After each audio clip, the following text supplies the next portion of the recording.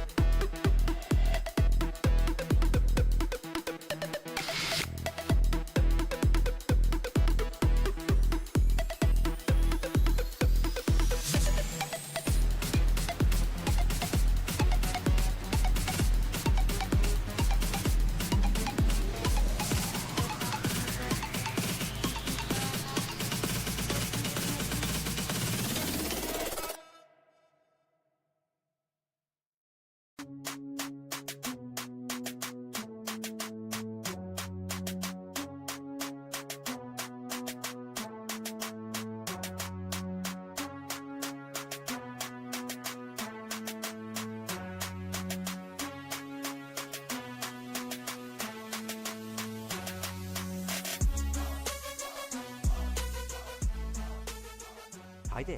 It's your second favorite DP right here, okay? No, that's Deadpool, you silly little Hufflepuff. Anyways, I'm gonna need you to shut up that pretty little mouth of yours and pay attention because the show's about to start, alright? And, I don't know about you, but I know who's my vote for sexiest ex-soldier turned pop culture show host. Alright, enough foreplay. Let's get on with the show.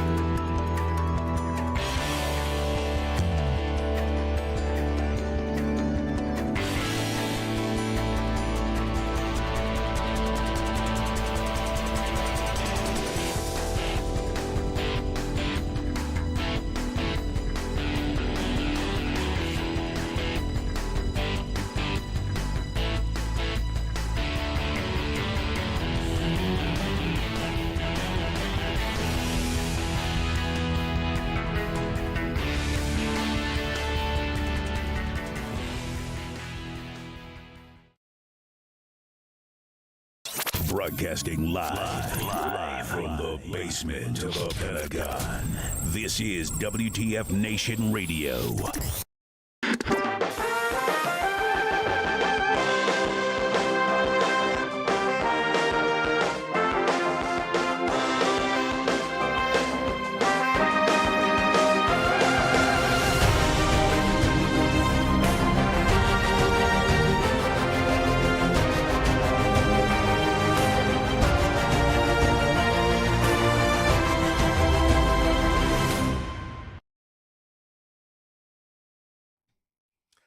everybody. Welcome, one and all. Today is April 30th, 2024, and this is episode 168 of Pop Culture Warrior. It's obviously the show where I stay up to date on all the ins and outs of what's happening in pop culture, so you don't have to. I am CQ. I am the Pop Culture Warrior, and joining me now is our beloved co-host, the man in the bubble, the Marine with the mouth, ladies and gentlemen, the ever-loving Bad Mike. Yay! Killing it. You're killing it, dude.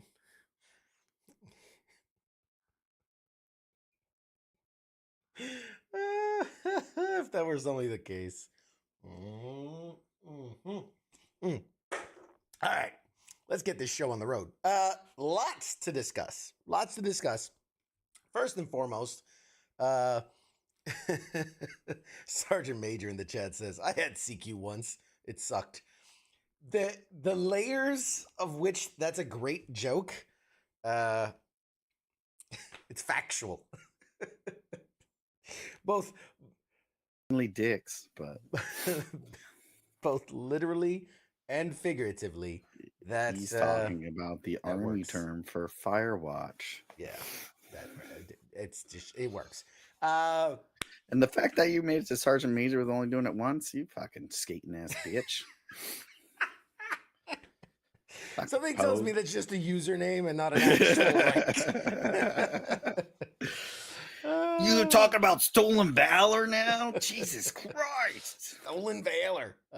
This is brigade staff duty. Much better. Not. So, lots to discuss tonight. As usual, for those that may be new here or just stumbled in from outside, from out in the cold, this is Pop Culture Warrior. In the first hour, we like to talk about what's going on in movies, TV, Sports. video games. News. No sports, no news, all nerdy shit all the time. Politics. Definitely Religion.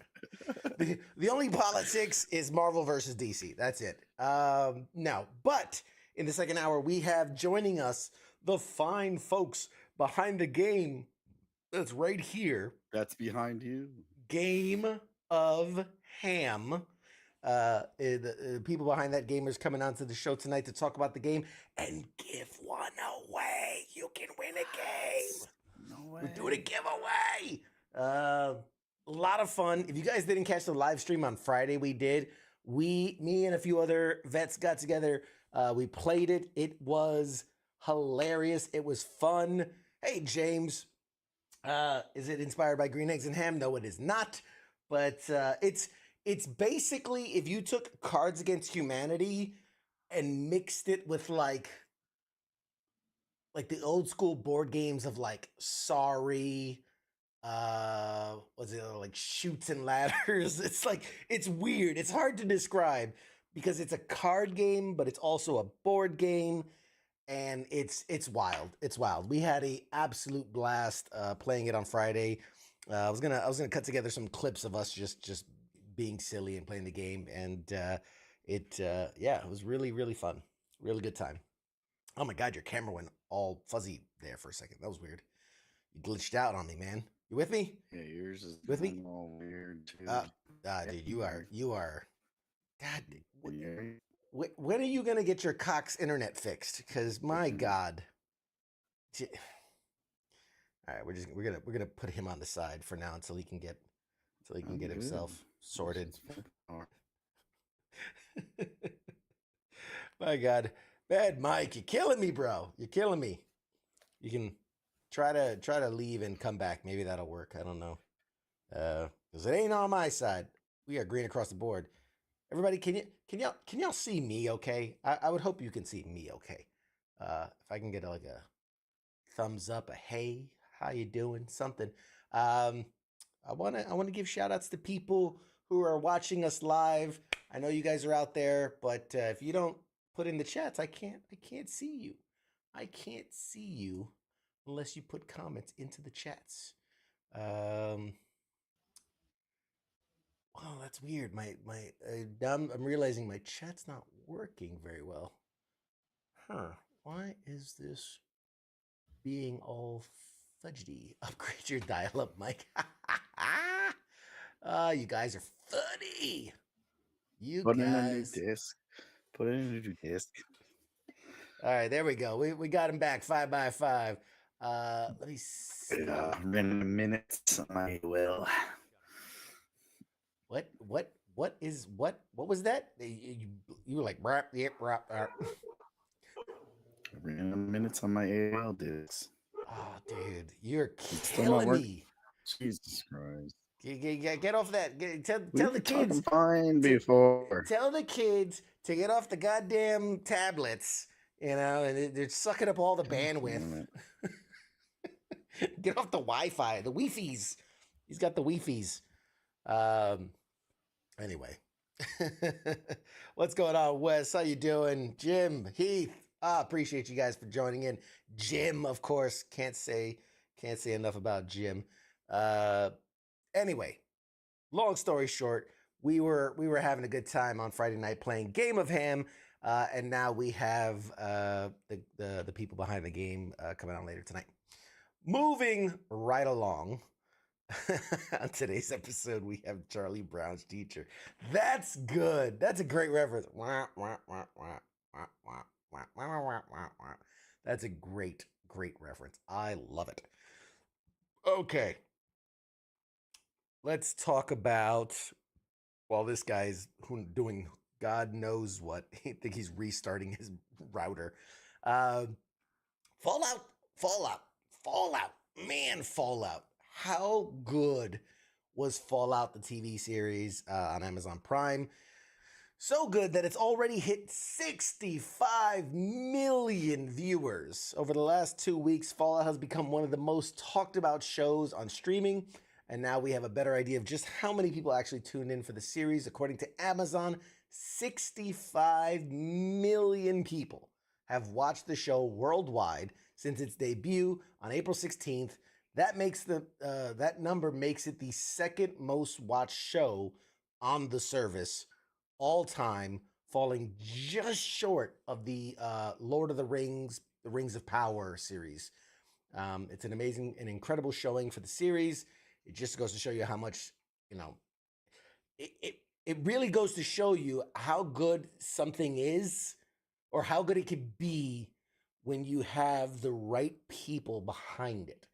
When you invest the money in it, the time in it, get the right people, not just try to turn the quick buck, but actually put in the work for a great series as it's been, and we have very much enjoyed it. Absolutely. Let's see, man, Mike, man, just killing me. So with that, I wanted to talk about. I wanted to mention that the series, I mean, obviously, who didn't see that they were going to announce a second season? It's official. Amazon made an official confirmation that a second season of Fallout will be released.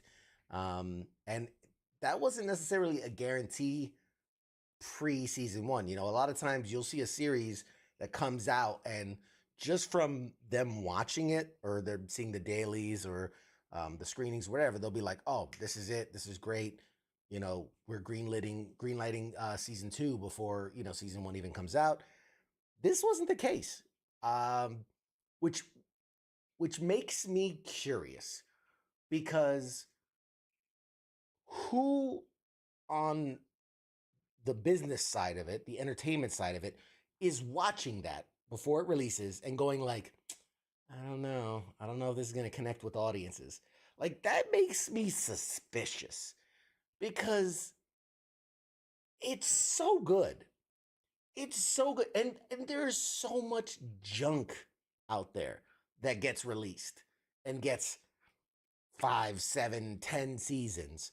And yet this, which is by all stretches of the imagination, I guess maybe all those business folks, they just don't know games and they don't know the series and whatnot, and I don't know. It's one of those things where man, it begs for a second season. It absolutely begs for a second season. You could say it, Grey's Anatomy. That's right.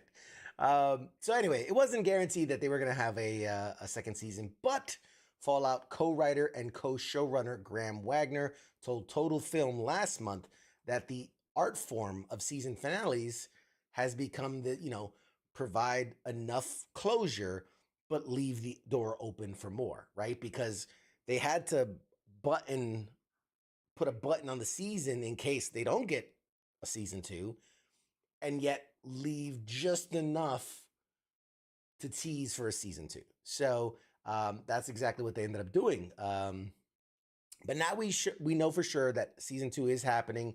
Unfortunately, we don't know how long it's going to be before the next season is released. I want to say, and those of you that have tuned in, correct me if I'm wrong, but we were talking about them shooting the series probably a year and a half ago. I want to say it was like the tail end of kind of COVID coming off of its peak.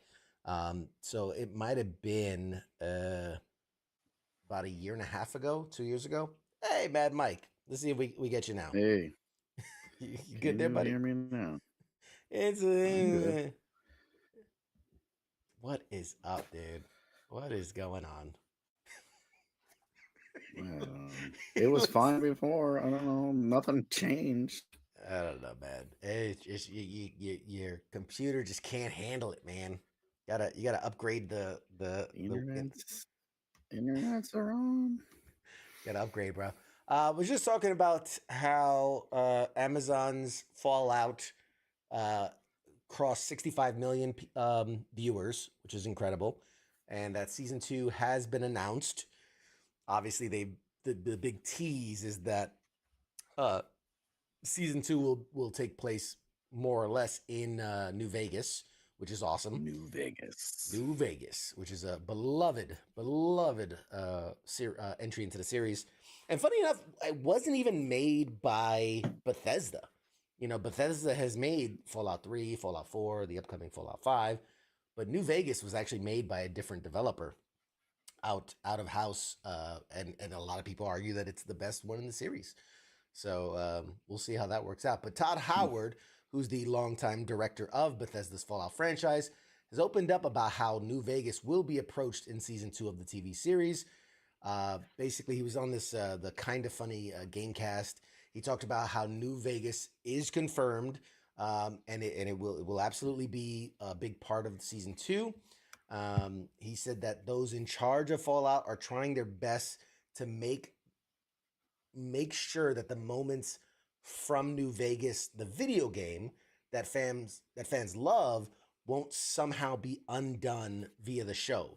So they're putting a lot of care into what they call not retconning and not going back and messing up the show. I'm being told my voice is very low. Really? Maybe I'm just not close enough to the mic. Hello, children. Shit in mine. I'm loud in yours. All right, we'll see. Hopefully that's. I'll just turn down my headphones. Hey, we got a comment from the actual King Smith says that chin needs its own camera. I think he means camera, but camera works too. One day he'll be able to spell. Roll Tide. Bama. And so obviously with a game like New Vegas and really all the Bethesda games, Fallout, Skyrim, the Elder Scrolls, all that, the endings are open for interpretation because there's multiple endings. So you would think it complicates things in that, like, well, if I had this one faction win in the end and then the show talks about somebody else, then, there's that kind of what really happened. So he did say that given that there are multiple conclusions to the story, I mean, this is his exact quote. Obviously, season 2 is going to be featuring some of New Vegas. We're careful about maintaining the key events of that game and the great content that's in it. It is obviously difficult to deal with when you're going back in an area where a game had multiple endings. We have some answers there, but it's hard. I'll just admit, and everyone realize that it's hard to canonize and say that, hey, this is exactly how the game ended. So wherever we can, I like to avoid it. Don't refute anything that happened and be careful when you're specific about what happened. We want that game and what the players did in that game to be their reality. So in essence, saying that like, you had good ending, I had bad ending, both are true, and the show will just go from there. So very excited about that. Advice to a 23-year-old. All right, advice to a 23-year-old. Don't Fuck. eat Cheetos and beat your meat because it'll turn your pecker orange. I don't know. Yeah. And Live with your parents as long as you can. Don't buy a house. Why are you asking us for advice? Join the fucking Marine Corps, you boot. Greg says, stay single. That's right. That's right. Hey, Corey, how you doing, bud? You guys are funny. You guys are funny. Let's see. What else? What else news? So the Minecraft movie, for those of y'all with kids, Minecraft movie? Is it all blurry? there is a live action Minecraft movie coming out. How they plan to pull this off? Like film like miners, like you're only it's only going to get better. Could you guys build stuff in your off time? How about building cotton houses or houses out of trees? You're gonna like this. The Minecraft movie starring Jack Black. I thought he fucking retired from Jack Black. He just had the biggest hit with Bowser on Super Mario. Yeah, and he supposedly retired like 3 movies prior to that. No, like Goosebumps 2. He's like, I'm retiring. I did 156 movies or something. No, well, he's definitely not. It looks like he's set to take another iconic video game role based on the new report, which is confirmed. It is, like I said, it's since been confirmed from Black himself. He's joining the cast of the Minecraft movie to play the role of Steve, which is the franchise's kind of head role of the series. The current cast includes Emma Myers, Danielle Brooks, Sebastian Eugene Hansen. Also has Jason Momoa in it. Because why not? You gotta keep him around for some reason. Yes. So Minecraft the movie has actually finished its principal photography. Jack Black and Jason Momoa animated movie, I'm assuming, right? Say again? It's animated? No, it's live action. What? Yeah, live action movie. Now, it's fascinating because like you think like how does that work? I mean, doggy. Sonic was live action, even though it incorporated CGI and, like the last Ninja Turtles movie, or not the live action one, not the animated one. But, so there are worlds that have animation and live action. What's interesting is there were, and I should have grabbed it. I didn't. There were not set photos. Somebody was walking by where I guess they were shooting it, and it's all enclosed, so you can't really see anything. But on the floor was a tree that it was square, like it was square. I mean, it's a Minecraft tree. You can't confuse it with anything else because it's that weird square like block texture, and then like the leaves were square block textures and had you see it and you go, okay, so that would be what realistic Minecraft would look like, I guess. So we'll see. We'll see. Greg says, I hate it already. Yes. Yep. Yes. Jim says, I can't lie. I'm playing Minecraft right now. Yeah, man. Yeah. It's playing not bad. It and then wanting a movie are 2 different things. Like there's no premise to the game. Like, well, just because they sold it for whatever billions of dollars doesn't mean we need a movie about it. I mean, that's fair. There is one thing I will say. If this was 10 years ago, yes, there was not a lot of lore behind Minecraft. But especially since Xbox bought it, they've put a lot of like story into it. There's like Minecraft Legends. There's a story mode. There's a dungeon crawler. There's books and comics and all types of stuff. So it definitely has a lot of lore associated with it now. So we'll see. We'll see how it's going to end up. I don't know. I mean, Hard pass. yeah, I Hard got pass. nothing. You got I'm, Jack Black in it. I'll pass. I'm trying to put the spin on it, right? Like I try to be the optimistic, like, but you know, if you just think about like, and I'm like, I But got nothing. it's like Steve's like a little, like he's a young dude, and you got a 60-year-old Jack Black playing him. Like, and I like Jack Black's a nice dude, but God, He's he a only nice acts dude. one way in every fucking movie he does. We had a Screaming and question. yelling. So we got a question right here. So Greg says, "Who is making it?" So I can tell you, Minecraft is an upcoming American adventure film based on the 2011 video game of the same name, produced by Legendary Pictures, Mojang, which is the company behind Minecraft, and Vertigo Entertainment, distributed by Warner Brothers Pictures, being directed by Jared Hess, from a screenplay written by Chris Bowman and Hubel Palmer. It's produced by Jill Messick.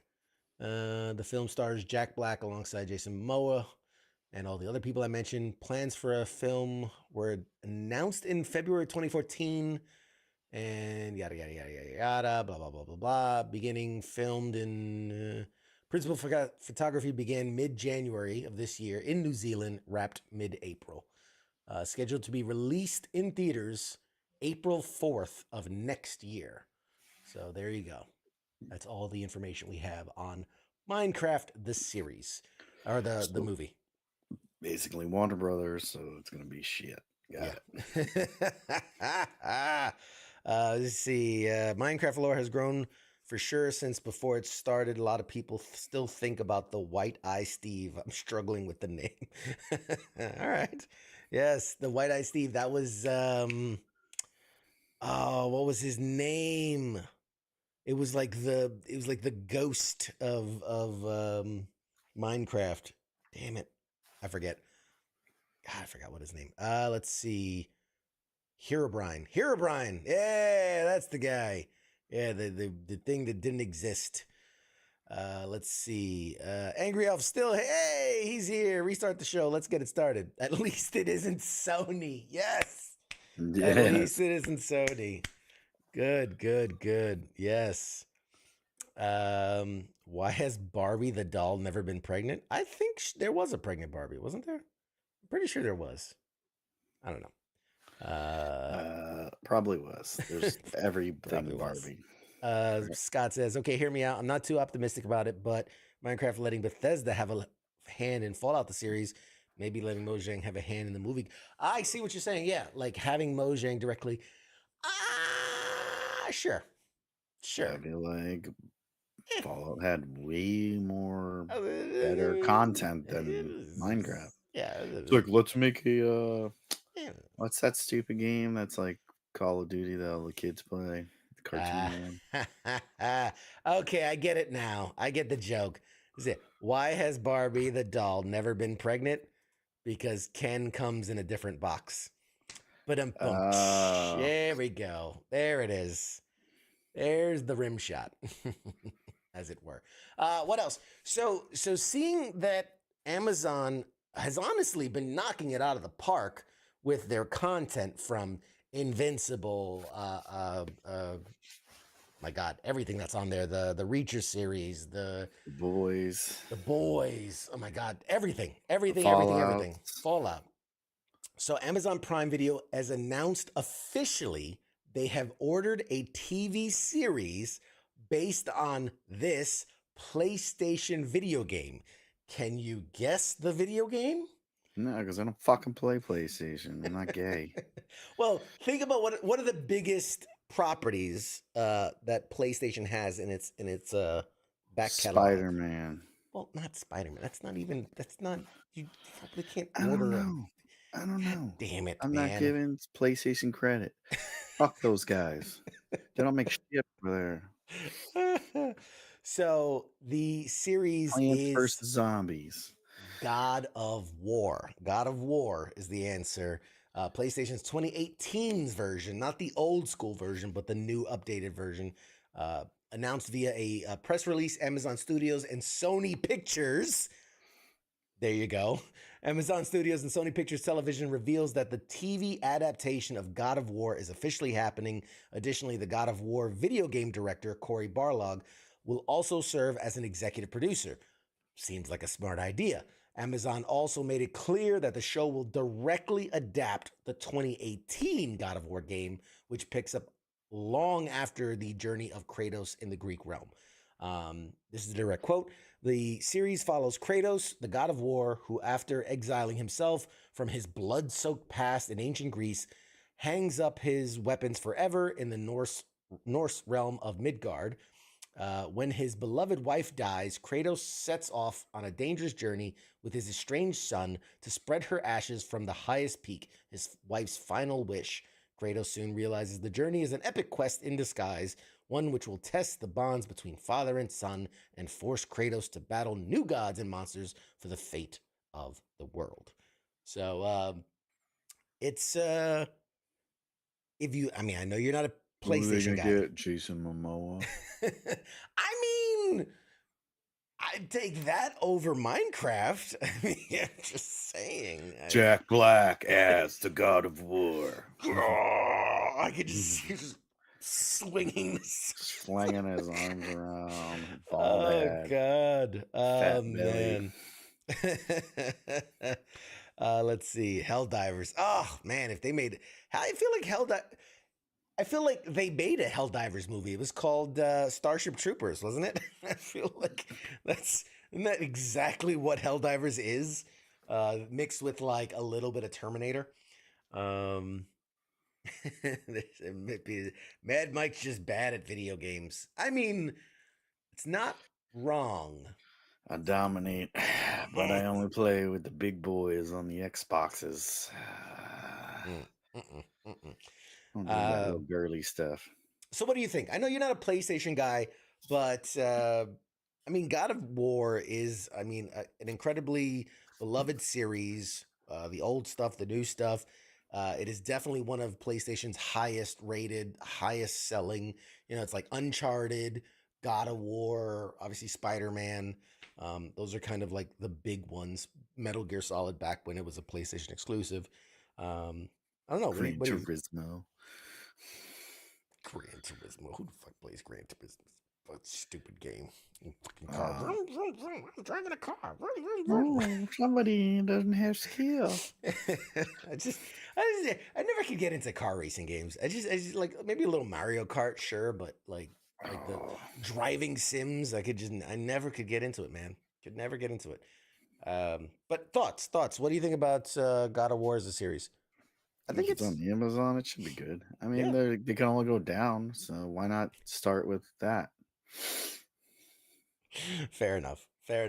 Trust me, like, I wish, you know. I think we talked about it last year. They were trying to lobby to get the guy that did the voice to do it, right? Oh, yeah. That's a scary dude. Have you ever seen like the guy that does the voice, man? Nobody sees voice actors. No, not unless they're on this show. They're on here, then I see them. It's the first time anyone sees their faces. You're killing my go-tos.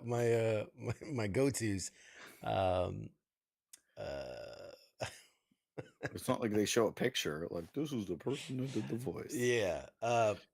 Most people didn't know Bart Simpson was a lady for like 20 years. That's true. Nancy Cartwright. No, yeah. Google the guy that does the voice for Kratos, man. He is like he's a scary looking dude. He's a scary big.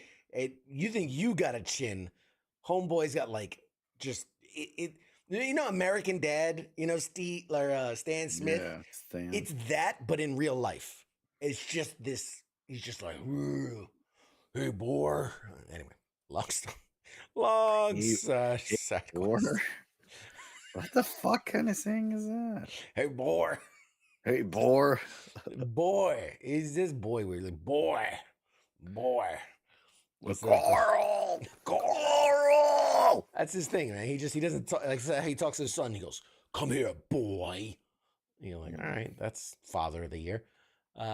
Anyway, some other news. Let's keep this bitch rolling. King of the Hill. King of the Hill is coming back. That's a thing again, yeah.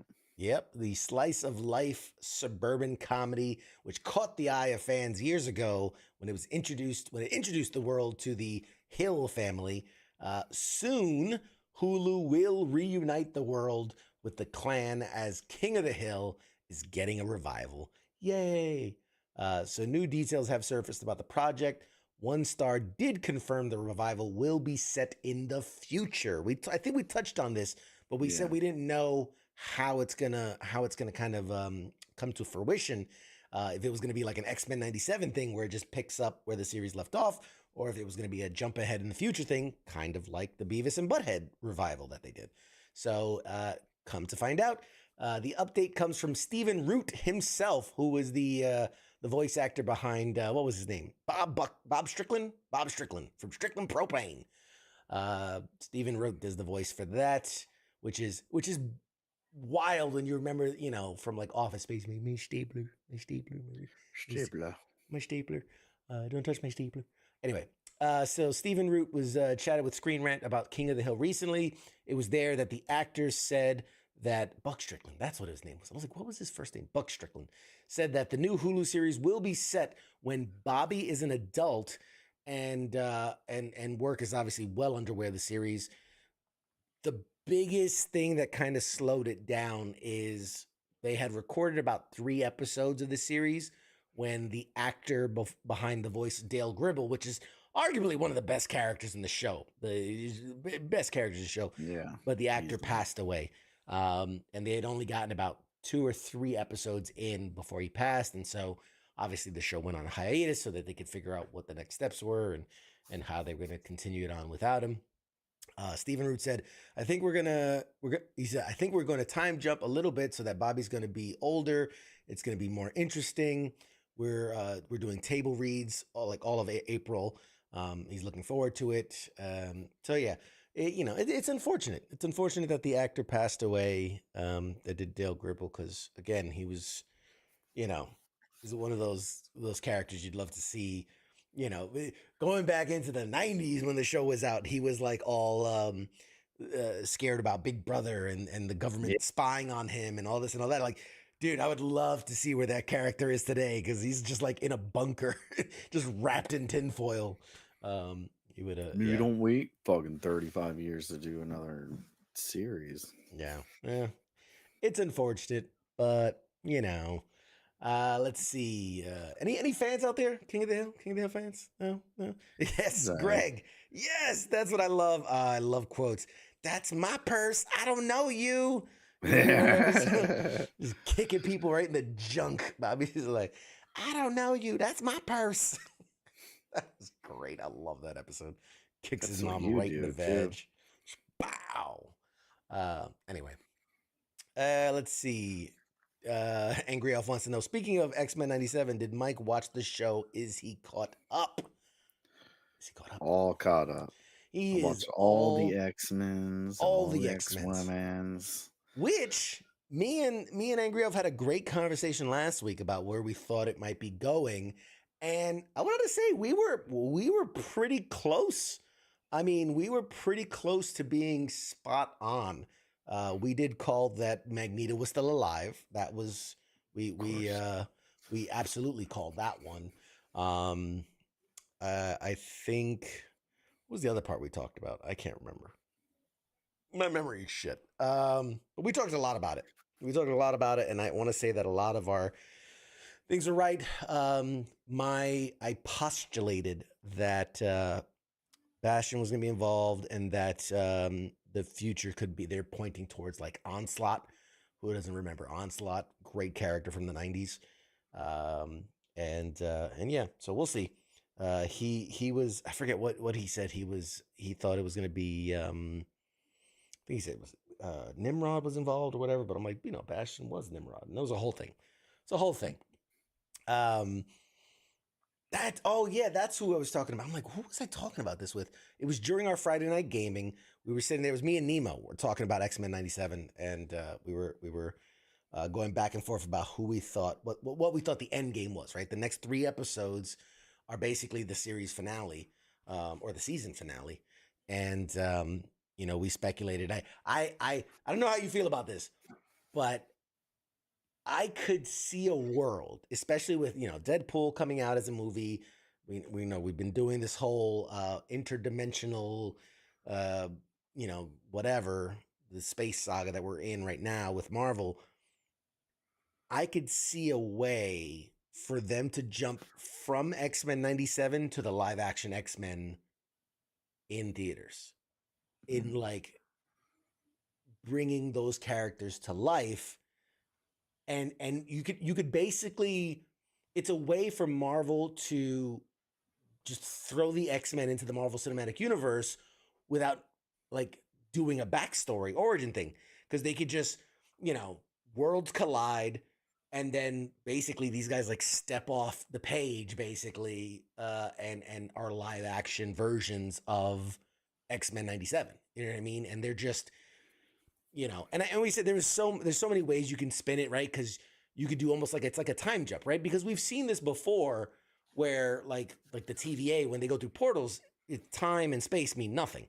So like they go through a portal, and next thing you know, they're at the Battle of Endgame. You know what I mean? The Battle of the World in Endgame, and it's like live at how would those guys react, because they're coming from the 90s, right? How would they react to nanotechnology and all this other stuff?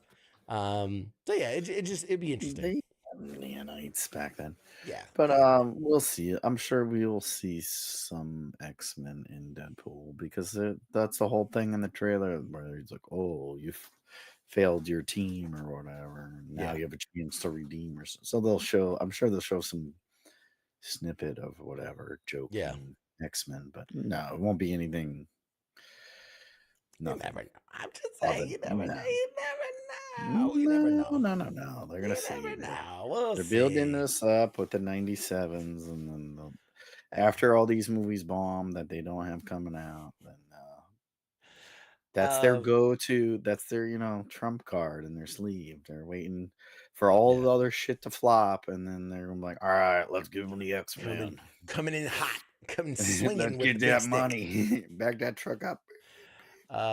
Who do you think is a Wolverine variant in DP3? So if you're saying like the way that we know that we know there's going to be multiple Deadpool variants in this movie, right? There's Dogpool and reportedly Kidpool, and a version where he's like a samurai, and Headpool and all these other things. They'll do like what Wolverine cover too. I think he's in the tuxedo, or he will. Right? Yeah, like the what they call him, Patch, when he had the eye patch, and he's in the white suit.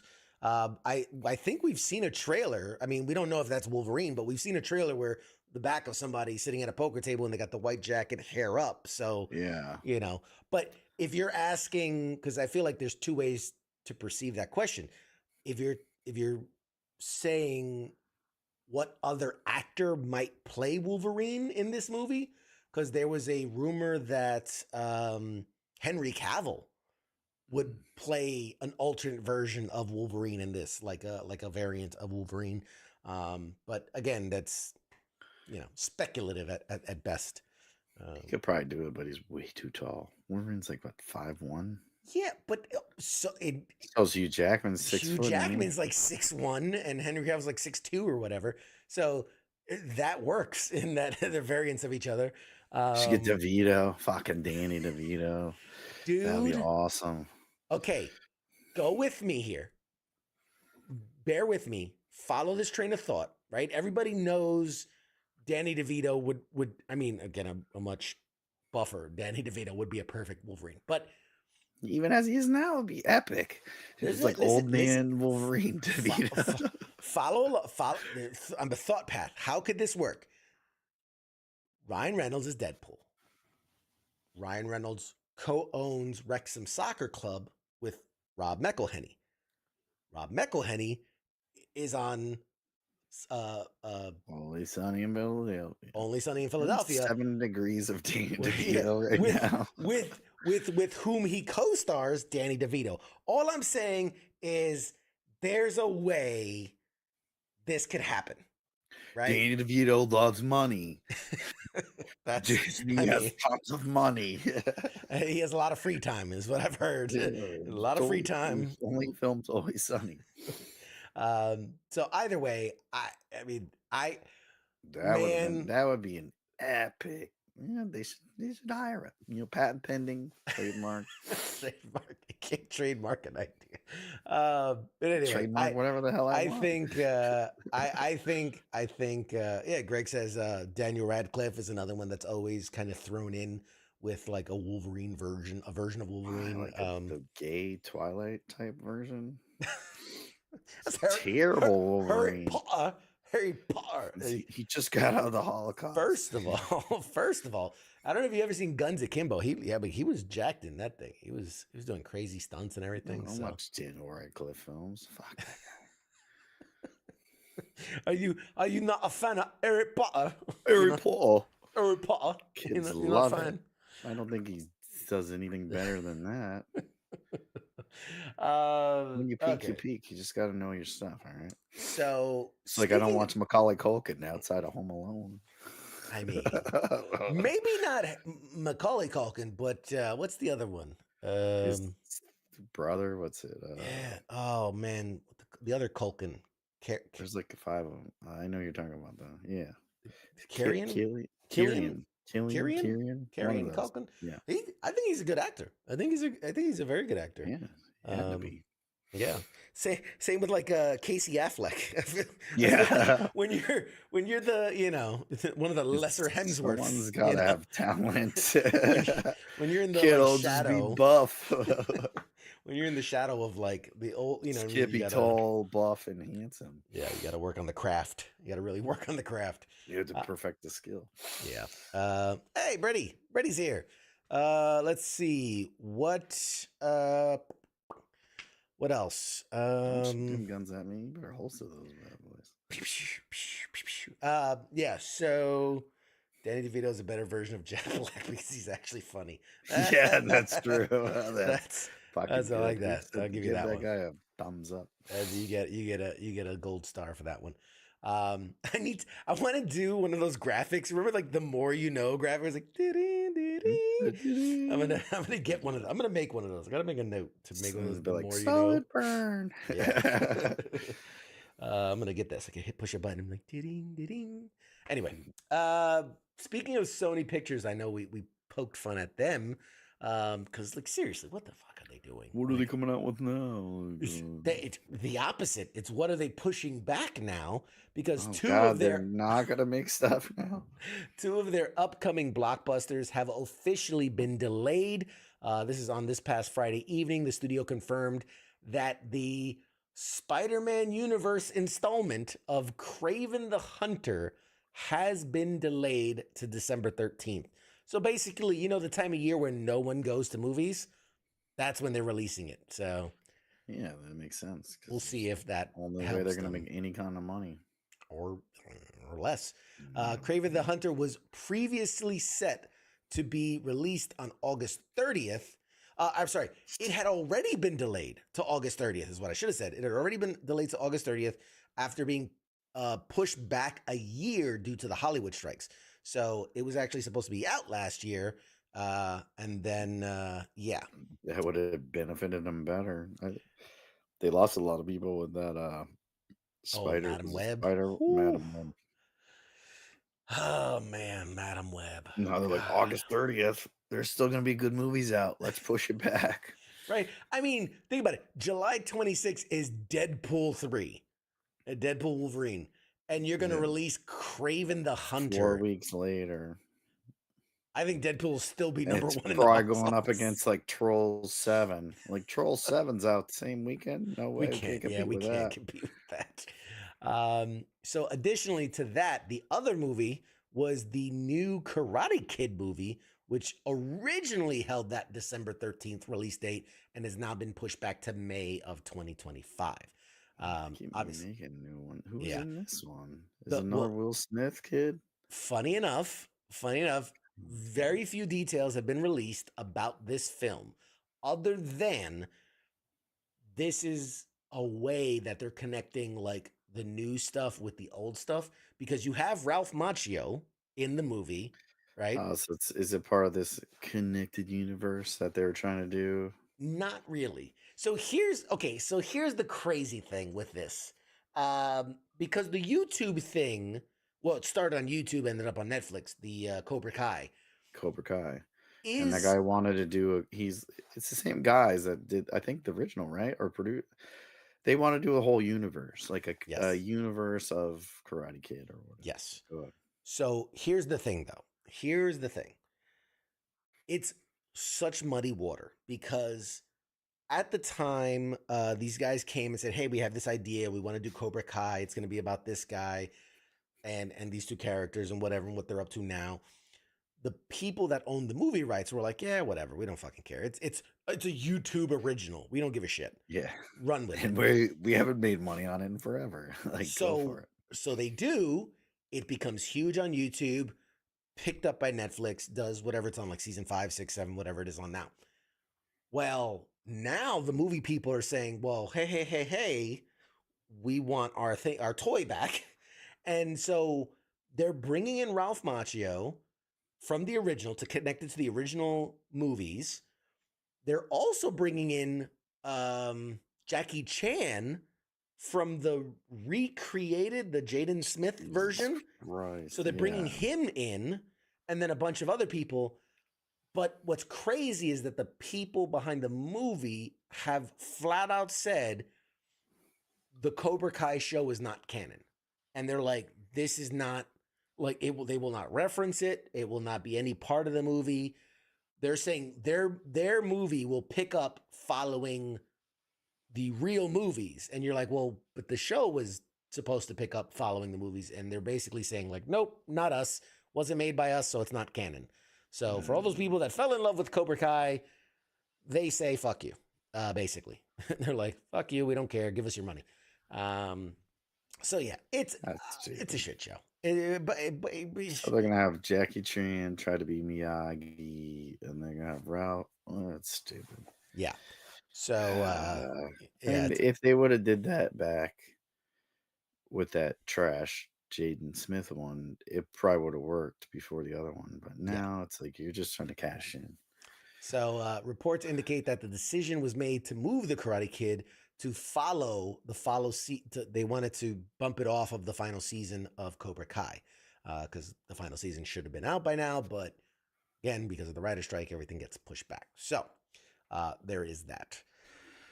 Whew, what time is it? Where are we at? Okay, we got about 10 more minutes before our guest arrives. Yay! Let's see. Brittany, you having fun with the emojis? Just throwing emojis all over the screen. So one of the things that are coming out soon, again next year, I shouldn't say soon, but it's one of the upcoming Marvel properties, is Captain America: Brave New World, where we know that this guy's a little bouncing around. We know that Captain America is now Anthony Mackie. Falcon has taken over the mantle of Captain America, and a lot of people rightfully assumed that that kid Torres from the Captain America Falcon Winter Soldier. Yeah, that kid was going to pick up the Falcon mantle, and apparently so. That's the truth. So we still don't have anything official. There's been a few screenshots and things for press as far as you know, him in the suit and talking to Harrison Ford's, who's taking over for William Hurt. But we still don't have any really firm details. Rumor has it they've been doing reshoots because not that good. I don't know. It's just what's going around. But remember, this movie was, I think, supposed to be out May before everything got pushed back. And because of that, remember, how these movies work is they have collaborations and they're in tandem and things are scheduled out years in advance. So what happened was they had a collaboration with McDonald's. They were going to release a toy, Happy Meal, as you do with these things. Obviously, all that got pushed back, but somewhere in the world, they kind of messed up because a Spanish user on Twitter put pictures up at his local McDonald's. They had a display of what it looks like, what the toys are going to be, and they kind of have massive spoilers. So let me see if I can. I had a picture. Let me see if I can pull this up real quick. While I'm doing this, care to guess what the toys are going to be looking like for this thing, or like what they are of, I should say? Yeah, the Spanish Falcon. The Spanish Falcon. That's racist. It's all they would. That's what it would be. That's why they're going to advertise that shit in Mexico. No, well, they have not all of the characters, but a large portion of the characters. Let's see if it fits the screen. There we go. All right. I could probably zoom that in a little bit better. Let's zoom this in a little better because that is suspect. Let's see. I'm just trying to get this into the film. That'll work. That'll work. Center horizontally. All right. Here, take a look at this. Where do I have it here? Full screen. I told you, you're not welcome here. Switch it. Not welcome anywhere. Of course. Well, I'll let the audience look at that while I switch it for you. But everybody, this is what we're looking at. Let's see, virtual camera. I gotta change the camera. God damn it, I forgot about that. I'll just go on the face. There you go. There it is. Got it. You should be able to see it now. So, no, that's not right. Same thing. Shut it. There it is. Okay. So what we have here is a display that says Marvel Studios Captain America Brave New World coming soon. And these are like plushy keychain things, which you have. Is that Red Hulk? And that is Red Hulk. Yes. Is that a Powerpuff Girl? Obviously, these are meant to be kid-friendly kind of plushies. But It's supposed to be Black Widow? Or the no, new Black Widow? no, it's not. There's the two characters are completely new characters, or not completely new, but I think they were called like Strata and something. Oh God, I gotta remember what the names were. Hang on a second here. I know I have the dangamajang thing. I had it. Where it is? There it is. So McDonald's has a new merchandise for Captain America Brave New World, revealing new costumes worn by Captain America and Falcon, Red Hulk, and presumably the new characters Songbird and Sabra. Interestingly enough, Captain America appears to have two different suits, which I don't think that's necessarily true. I think they're the same suit. It's just one is one without open. wings. Yeah, wings open, wings closed. There is also And is that Loki with wings? No, that is the new Falcon. That's the Torres kid. He takes over the Falcon, and he's going to be the green version. Because in the comics, he was the green version of Falcon. Now, obviously, this has a much more militaristic look, and they actually did release an image of him, a promotional image of him in the suit, which looks, pretty much like that. What's interesting is I see a lot of people that are like, "Oh my God, this doesn't look like the comic book did, the character, blah blah blah," and I'm like, "Do y'all remember?" In Winter Soldier, when we got Falcon, he was in like a jumpsuit, like he was in suspenders. Like they have to build to the character, like it has to make sense in this world first before they just jump straight into the suit. So I feel like this is a much more militaristic version, right? The green, almost fatigue kind of, and I do think we'll get a more comic book accurate version as it goes on. There's also a link you can scan there to the McDonald's Happy Meal Power-Ups game where you can join in Captain and Falcon's adventures. So this is a legit reveal. Now, for the longest, no one has been saying hey, there's Red Hulk in it, even though we all rightfully assumed, that there was going to be a Red Hulk. I think that was from the get. That's what they've been building to with this Thunderbolt Ross, being It's a terrible plushie though. It looks like a red submarine. I was gonna say it. It's It like looks. this, like, and then look at the bottom left one. Like, why is his head a triangle? Like, I what the think it's fuck just. happened to I, him? I think it's just a bad angle. I think it's all it is. No, it's just a shitty fucking Chinese made fucking plushie. It's an It's like we interpretation. got all these leftover. What's that show where the guy had the football head? Oh, Nickelodeon. Hey Arnold, We got all these leftover Hey Arnolds. Let's just paint them black and or put a Stewie from Family Guy. yeah, I mean, Stewie. Got a bunch of Stewies left over. Let's paint them Um, brown and put a hair on them. yeah. The So top right one looks good. I don't know what the heck's going on that. Anyways. so obviously, you know, So we've got two versions of Captain America. We've got the version of Falcon. We got the two lady. I don't know who they are, so I can't really say who they are. this is probably the two people you mentioned, I think. Yes, Sabra and Songbird. and some, Sabra or Sabra. which is a terrible fucking character. And then Songbird. you've got the shield, obviously iconic, and then you've got that's the Super wing thing.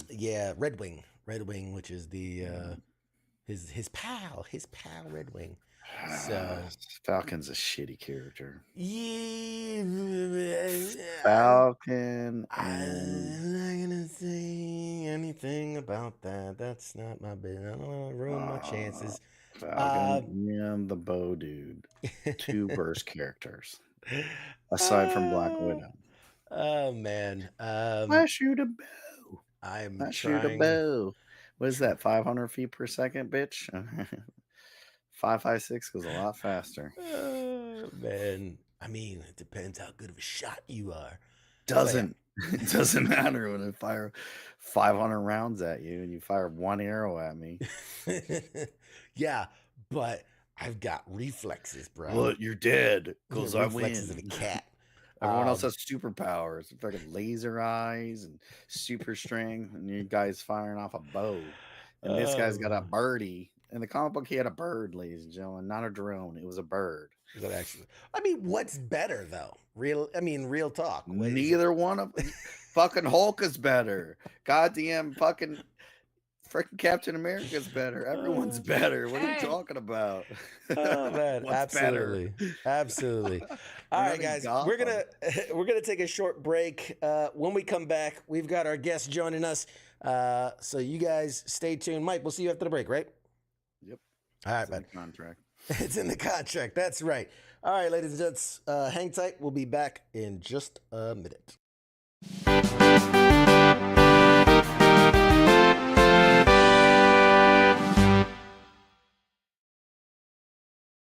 You're listening to the sounds of WTF Nation Radio.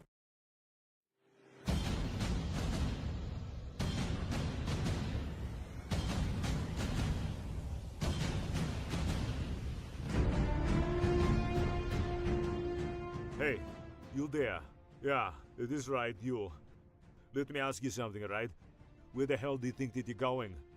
Oh, would you think because the show is going to commercial that means you get to just walk away? Well, CQ asked me to pass on the little message, alright? And it says, I'll be back.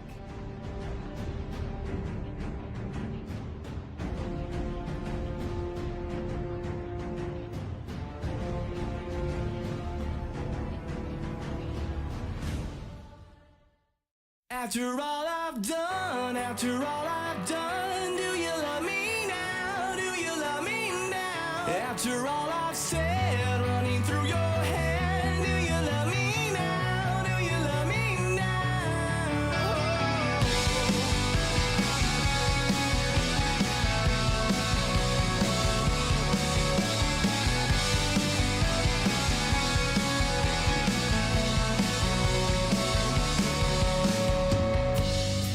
And if I told you everything, I bet you cry and run away. 'Cause with all the lies I keep, made you believe this was me. The truth is I am not at all who I preach myself to be. And I deserve to be alone. And I'm alone here with me.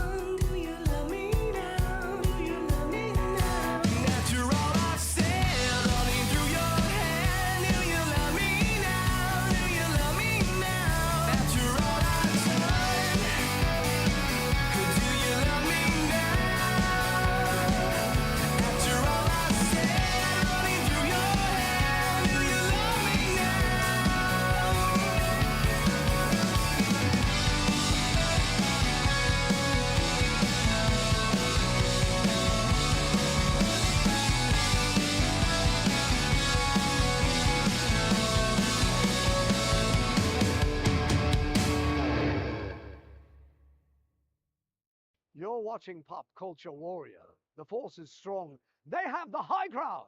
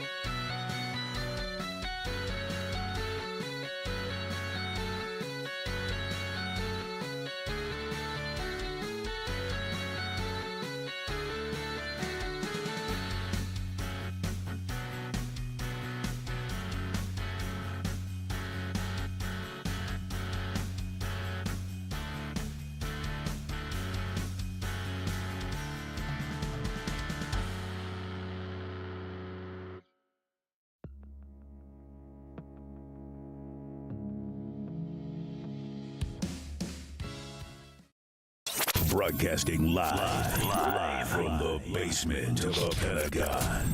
This is WTF Nation Radio.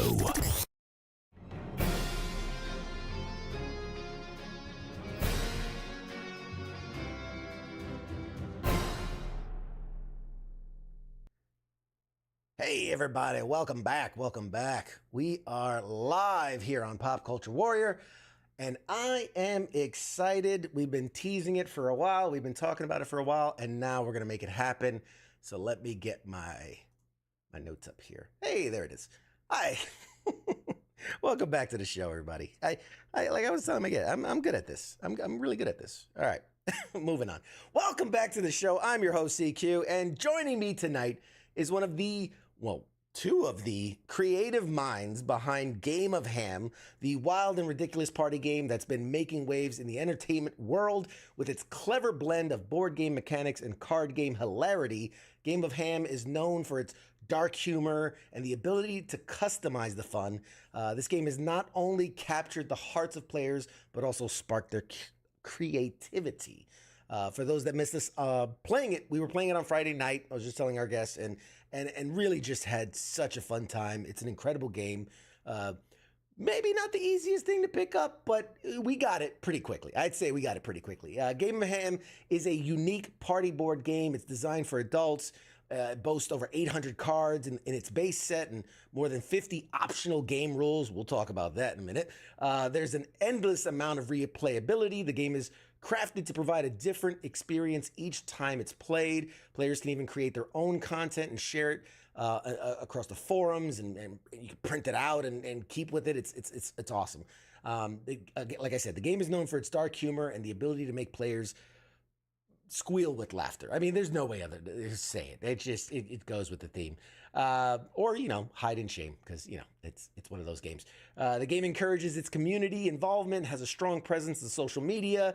A couple key things, it's intended for players aged 18 and over due to, obviously, it has very adult content. If you watched, a typical game can last anywhere from 20 minutes to several hours, depending on the chosen rules and the game mode.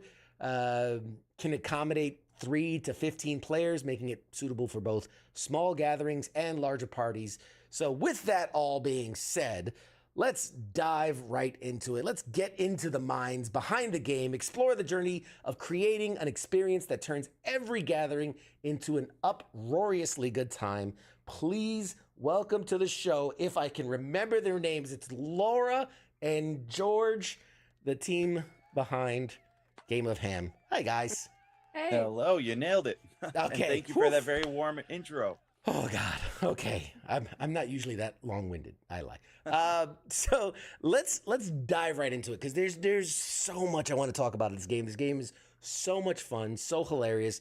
I can only imagine there's so much story that goes into it. But first and foremost, we want to get to know you. So first up, it's do you guys have a military connection? What is it?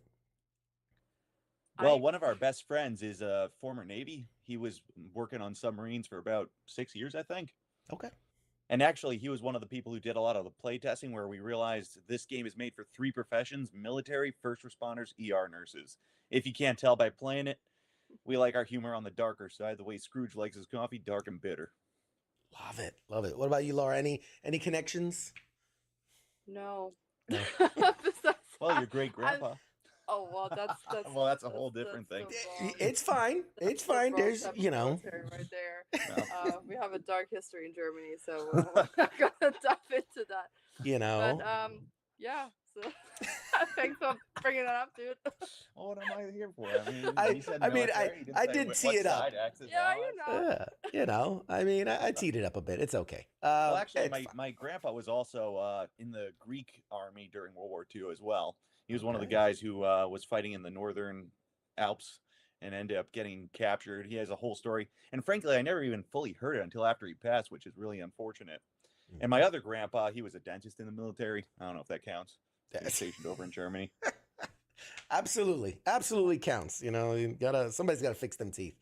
No, that's great. Funny, one of our very involved listeners is of Greek descent, and we talk about it all the time. So you got a nice connection there. And as always, people that are live, if you have questions for these amazing people, by all means, put it in the chats. We'll get to it as we can. But first, my questions, because this is my show, and I do what I want. What do you guys, outside of your own game, what do you guys geek out about? Right, we're a pop culture podcast. So what's your geek thing? Well, you really love being on podcasts, so I do. she's have been doing a con podcast with some of our vendor friends because you do these shows long enough, it's like you develop like a vendor family. I mean, we were just at C2E2 this last weekend. If anyone who doesn't know that one, Chicago, so we got that smoker voice going on right now as our voice recovers a little bit. But people don't realize doing a con and like working a booth. It is taxing. It is very taxing. I like to say the Monday is my hangover day. Yeah. No alcohol needed. You religiously consume cough drops. And hand sanitizer. You gotta have the hand sanitizer is a must because that too. Yeah. You know, people, man, you don't know where their hands have been. Well, and we're holding those cards. I mean, you put those in people's hands. So Conventions are a wild place. Outstanding. Okay, what else? What what are you geek about? Yeah. I mean, for me, I answer the damn question, dude. No. Well, frankly, I geek out about the things no one gives a shit about. I love nature stuff. I love architecture. I love thinking marketing. It's just I like thinking about those random things no one else really thinks about. And well, I used to go work out a lot, but now I have no time anymore because every weekend back to back. Wrapped up the year last year, 35 shows. Oh. Yeah, this year it's going to be even more.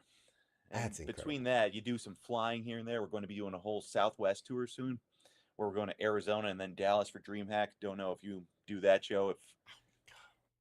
I'm mostly Northeast corridor, so everything from New York down to like, I mean, I get as far south as like Virginia Beach.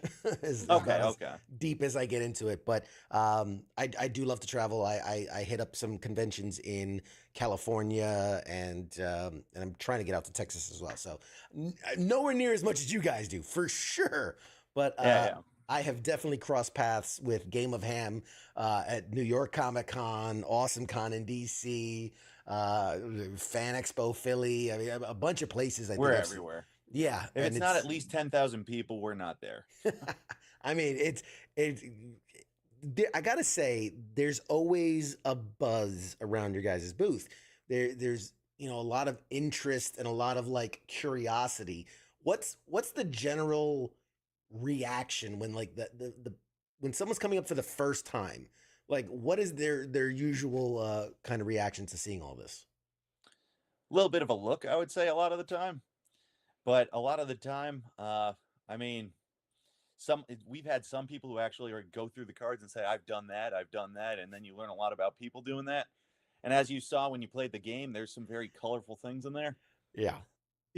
I was going to say, I can't think of anything that I personally did in there, so that's got to be an interesting. Yeah, that's going to be an interesting conversation. Keep it that way. We need some characters at these shows.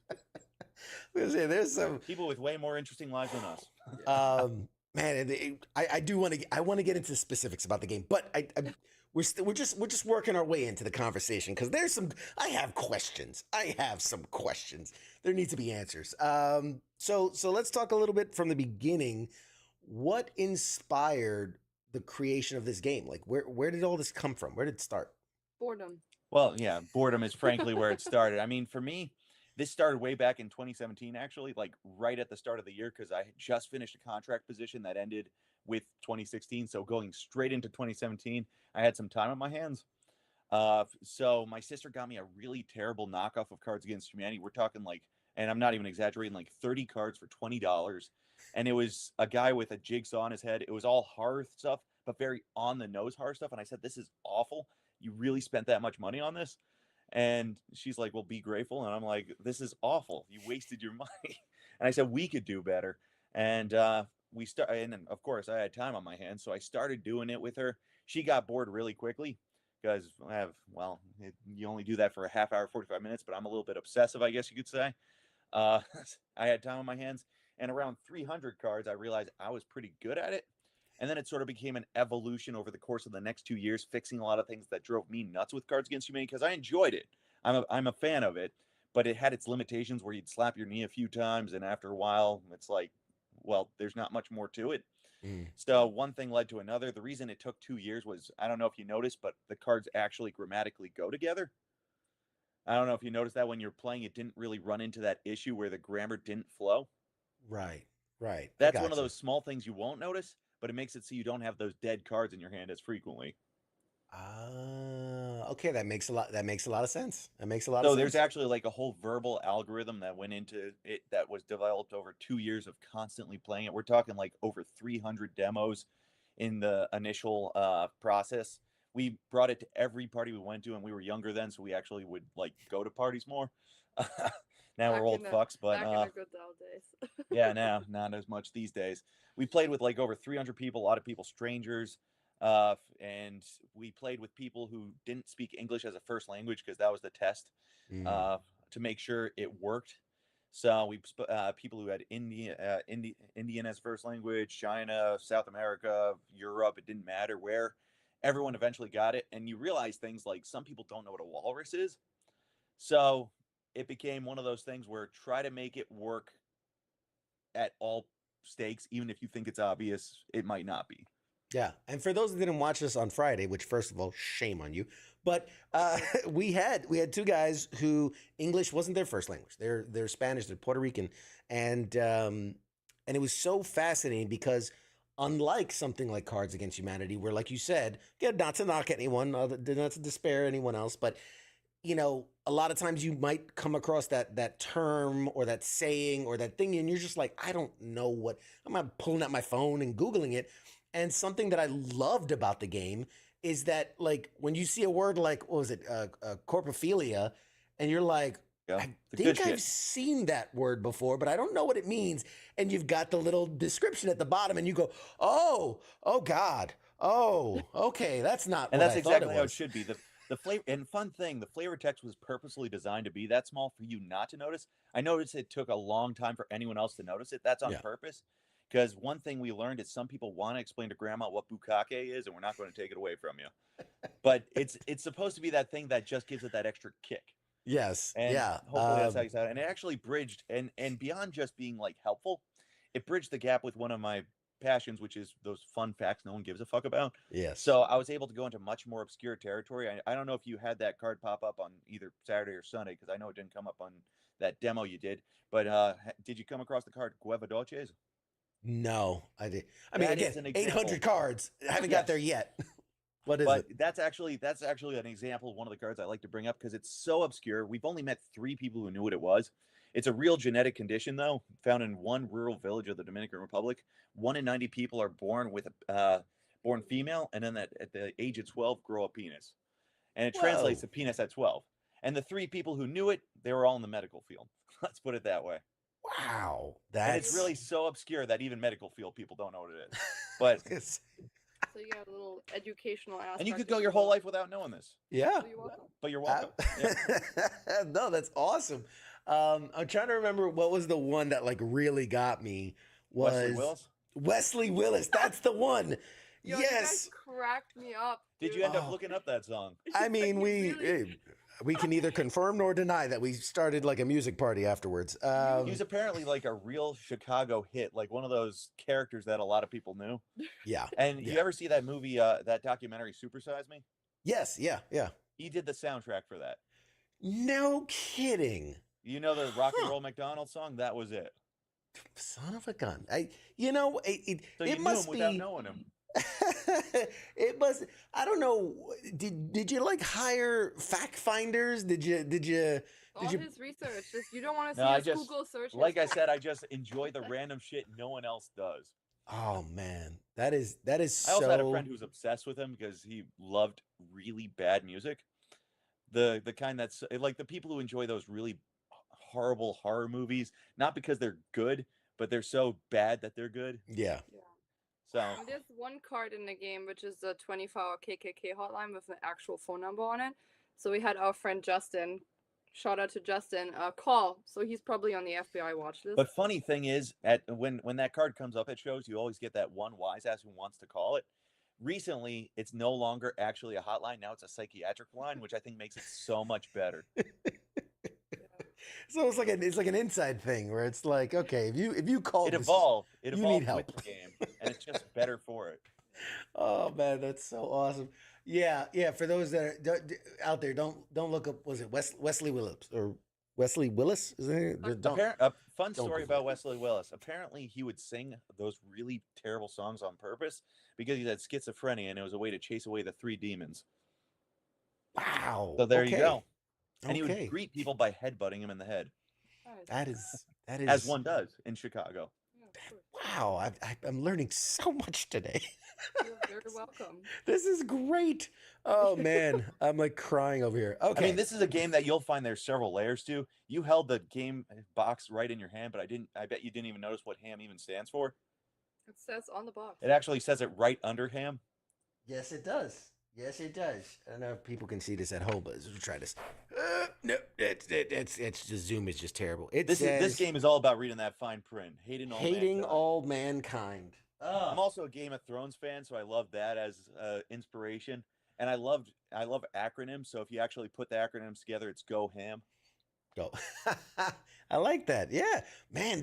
You're right. There are a lot of layers to this. Holy moly, Jesus! And if you Christ. keep going through it, you're going to find references in there that you didn't notice the first 20 times playing. Now I'm excited to get back to it. So I'm gonna say goodbye. Good night, guys. We're gonna start another game out. So okay. I literally you've answered like my first 3 questions, which was like, tell us about developing it and the initial stages and why Game of Ham, why the name Game of Ham. So I guess we could just move. There's several layers to it. Right along. And I love the idea of something sinister disguised as something innocent. And it kind of creates that thing. But one thing I do want to do down the road is eventually have a kid version of the game that specifically leans into teaching kids stuff. Of course, have some fun with it too, like stuff that'll go over a kid's head, like friction burns kind of thing. In fact, we did do a demo of playtesting the kid version, which is still in development. It's not coming out anytime soon. That's been paused because right now, one thing we're doing for the game is Cards Against Humanity and games like it. You buy the game and then you buy more expansions. It feels like more of the same. So the approach to this is giving you all the meat your body can handle in that thing. So you get a lot of mileage. You don't need more expansions, but instead we give you seasonings, which is what we call our expansions, like the Depression Pack, which has been a bestseller across the country. So that's kind of been where we've been working a lot right now. Who would have known Depression's a big seller? Who would have guessed? The second bestseller was Yup, That'll Kill You. Don't know what that says about the mental health in America, but I'll take it. Nice. And I remember speaking to somebody like there's like a military where you trying to yeah, I mentioned that to you. We're currently working on 2 military packs. Oh yeah, that's a little foreshadowing. Right now we have our June release. We're going to have we're having our largest release yet in June, which is going to include the first board game addition to the game. Because eventually, so the way my mind works, I'm a puzzle person. If you can't tell by that D&D Masters wet dream of a rule book there, that thing's going to keep you busy for a while. But I love the idea of mix and match, as you could tell by the tiles themselves. Right. You could mix and match for a different experience every time if you want. But one of the visions is to eventually have games from different genres that stand on their own, but like a giant puzzle piece, they all connect together. So the first addition to that is actually the Punishing Board, and that's coming out with this June release. And the way I like to pitch that to people is basically it's a simple start and finish dice game. The board is very similar in style, I guess you could say, to the new one. It introduces 4 new ability cards. And essentially the idea is you start, you finish just like you would in that main game, and you move with dice. And because of your friends, you get edged all night long for like an eternal ring of hell kind of thing. With 4 new abilities that rather than, as you could see in this one, it's so the concept of the board was to create something where the board affects the cards, but the cards affect the board for this push-pull. But with the Punishing Board, it very much leans into the take that, sorry kind of Candyland kind of thing, with new abilities like, you know how you bounce people to a white spot in the game? Now there's an ability card that allows you to move people back, but it goes further than that. So now you could bounce them to the last one even beyond that. And another one that allows you to actually move the board tiles. So when you move the board tiles, you could actually cut off paths. So until you shift the board tile back, it becomes something where you're trapped and can't move. Yeah. And then another one where you basically make people move to a target spot on the same board tile, so they have to move back before they move forward. And it could stack.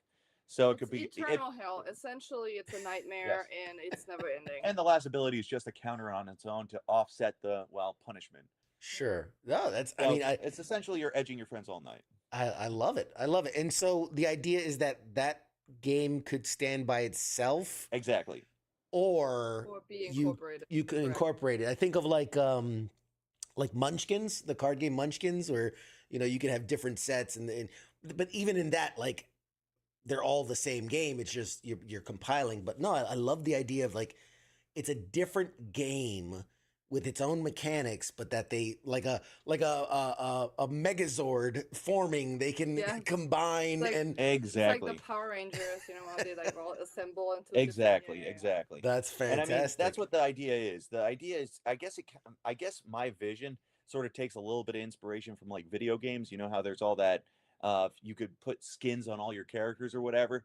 The idea is to make something like a board game that sort of ties into that by introducing new concepts that all connect together to create what you want.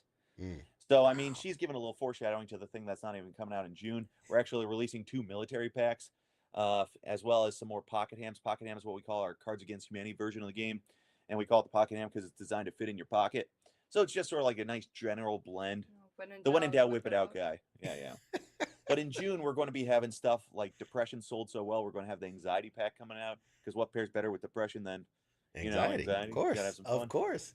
Maybe some good parenting too. But yeah, anyway, there's a bunch coming out. We got 8 new flavors. Oh, that's a fantastic. We got Greg in the chat. He goes, I feel like I need a YouTube video series on how to play the game. There is already taken care of, Craig. Don't worry about it. In fact, you could just look up how to play Game of Ham. There really are. Before we went live, I watched a couple videos. There's some really great ones that break it down. But again, something that makes it, I think, so unique is that there's like 50 different ways to play it. You can hardcore, yeah. Yeah, you could play it the way you want to play it. I love that there's like a section for like, okay, these are the mandatory rules. These are things that are core, and then these are all the other things you can do and wacky ways you can play and whatnot. So, but now I'm very, my brain's spinning because I think we're very similar in that. I'm like, okay, if this connects here, and then you can move it, and then Exactly. I see In how which you case, can you'll really. also love this. You'll love that there's also a rule in there for generating random rules to play with, because it's a la carte kind of thing. Right. And in fact, one thing that happened, since obviously party games, drinking, smoking, all the good stuff, a lot of people don't do that stuff, and it kind of kills the vibe sometimes if you have a group that doesn't all want to do that. And then it's weird for the people who don't want to do that because, well, peer pressure. So we have a solution. They're doing lemon shots with you. So everyone's going to suffer. Just the next morning's different for everybody. But I argue they might even have it worse. Yeah. I think like the hot sauce shots, like you get a little shot of hot sauce, you get burn on the way down and the way out. There you go. Down and out. There was another comment I saw. One of our guys, Angry Elf, says he's skimming the website right now. He sees the deep dish big box. What is that? He'd like an That's like explanation. big box. Well, believe it or not, so you can fit all your other shit inside of it. You So could all hold. the expansions, Yeah. I mean, you could hold that box right now and shake it in front of the camera. There's no empty room in that thing. It is packed So really well. the big box is like our version of Cards Against Humanity's bigger, blacker box. So if you want to think of it like that, you could think of it like that. But we, of course, had some fun with it. So it's like Where's Waldo with him and a little cop chasing the robber ham, because fuck, why not? We love our random. We love our random. That's and if they're on the website, there's actually a section where you can see the sample cards. So that's something they could look at too. Yes, absolutely. Yeah. So you can see what the Depression pack is, for example. That's awesome. We have a question that says, how old are these brilliant kids? So how old do we look? Yeah, I mean I'm just reading what the chat says. I'm staying out of I just it. hit 30, so my knees are, it's falling apart. So I feel like 26 is that downhill slope. I mean, for me, He's older, 32 here. There you go. But this journey started back when I was 25. I mean, you're doing it right. That's what I'm going to say is you're doing it right. I mean, you got to find a passion, find what you love, do that, and figure out a way to make money. I tell people, I tell the kids all the time, if you can, find what you love, figure out a way to make money from that, and you win at life. Yeah. You're living better. In 2022, when we started, COVID kind of shut down the whole convention circus. So in 2022, I graduated from graduate school, and I literally skipped my graduation to go on this cross-country road trip with him to, go to all these conventions. So I said, That's why I always joke about I have a master's degree in unemployment. I just sell ham at this point. Well, that's how we bring home the bacon now. I mean, you gotta have some fun with it. But I mean, the journey, you kind of heard the beginning parts, but for the 2 years that it took 2,000 cards to get it to this point, and it became like a personal challenge, come up with something new. Actually, going to the military thing once again, that friend I was talking about, who was the Navy person, was one of the biggest advocates for this game is not dark enough. This game is not dark enough. This game is not dark enough. So I kept pushing the limits until I created like straight up dark web. I'm not even going to share the card. It was so bad. I don't think I'm never going to. I don't think I'm ever going to publish the actual stuff. We have 2 con exclusives now that sort of dance the line. We have their secret menus, That's Offensive, and Gazing at the Abyss, which we only sell at shows. People actually have to sign a waiver to purchase. Yeah, we have a little waiver. Yeah, we call it the Ledger of Lost Souls. It's like Yearbook the Day You Lost Your Soul. Gazing at the Abyss is a little nod to the uncut version, which was Into the Abyss. But eventually, I like to compare that development to, I don't know if you're familiar with Heath Ledger's preparation for the Joker role. Yes. So that's what I like to compare it to. I literally would be isolated coming up with the most disturbing stuff and doing research on like the most disturbing things in history and all this other stuff to come up with material. So I felt like awful, like really awful. I did this for like 3 weeks, and I work obsessively. When I say I work obsessively, I mean like 65-hour weeks. When I'm like a dog with a bone. So after doing that, I'm like, oh my God, I need something to offset this. So I created the exact opposite, which is now published, Rose-Colored Glasses. Which is Hallmark in card form. It's very cute and innocent, but if you throw it in with, what can O.J. Simpson always masturbate to, quality time with the kids, not so cute anymore. And actually, I guess that sort of ties into the philosophy for that one. Ties into my background, which is I went to a fine arts college, so naturally finding a job was easy. But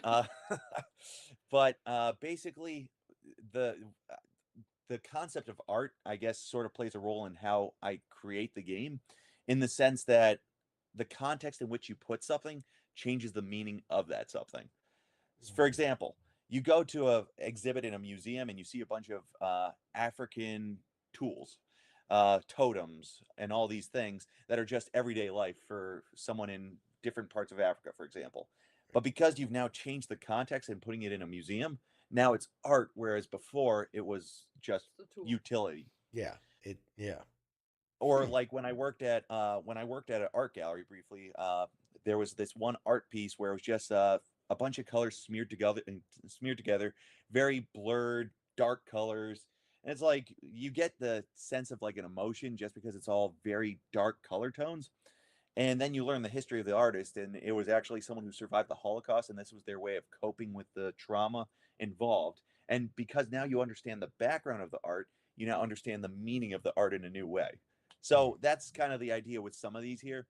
Like Rose-Colored Glasses, you could completely keep it innocent. In fact, it's a great way to offset some of those things like depression, which it pairs really well with for that nice manic experience.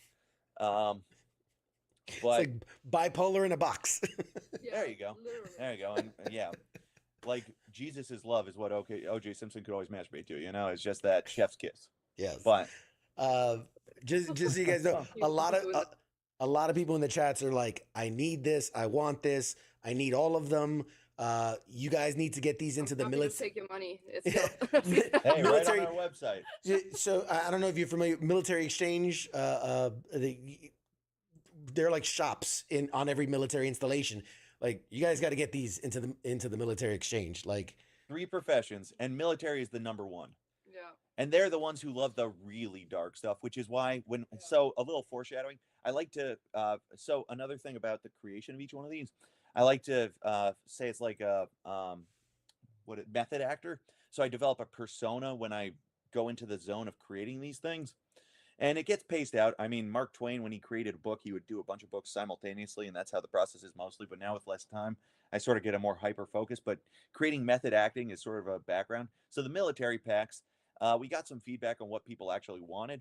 So it's sort of like a blend of very dark, gruesome-ish stuff mixed with some real-world issues like homelessness, mental health, and military. Sure.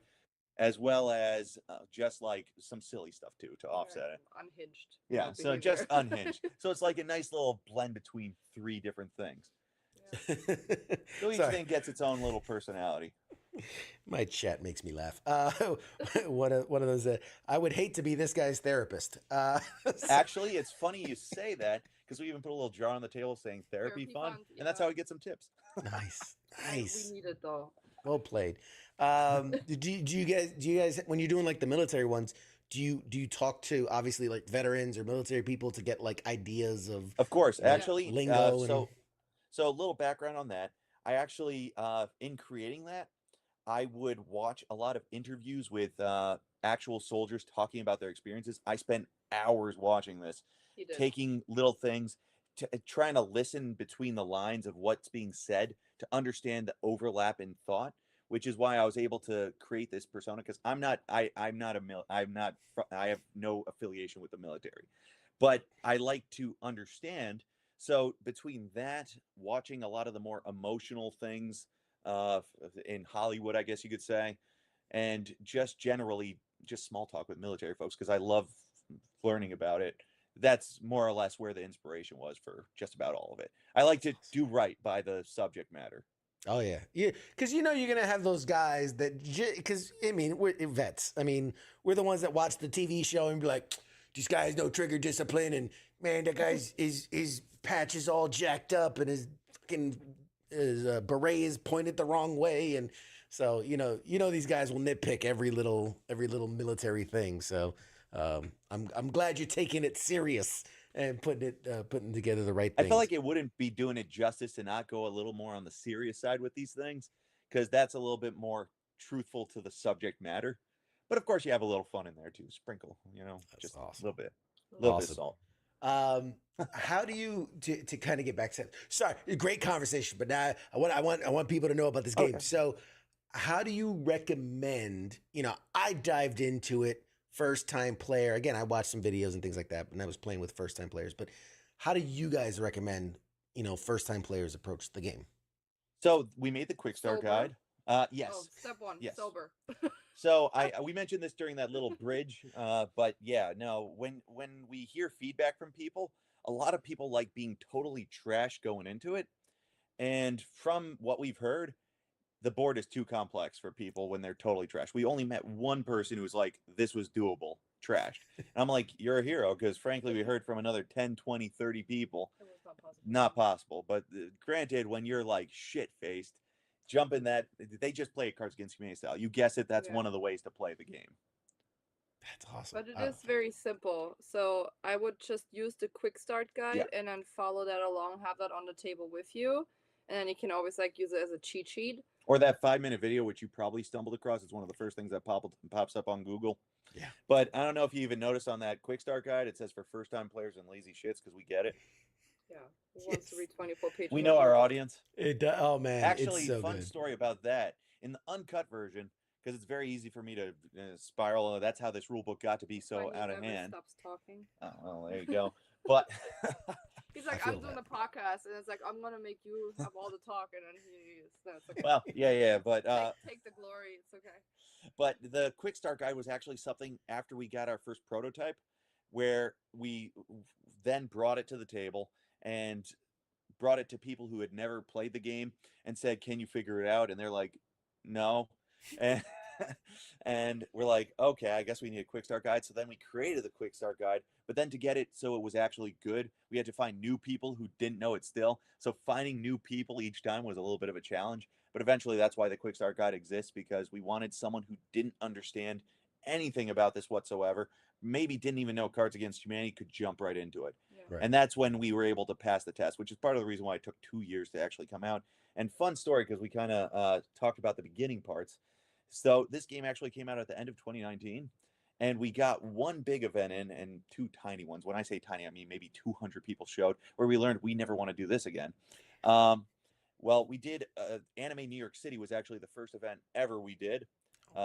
So that was where we're like, okay, this is the way to do it, because making the game is a challenge. It really is.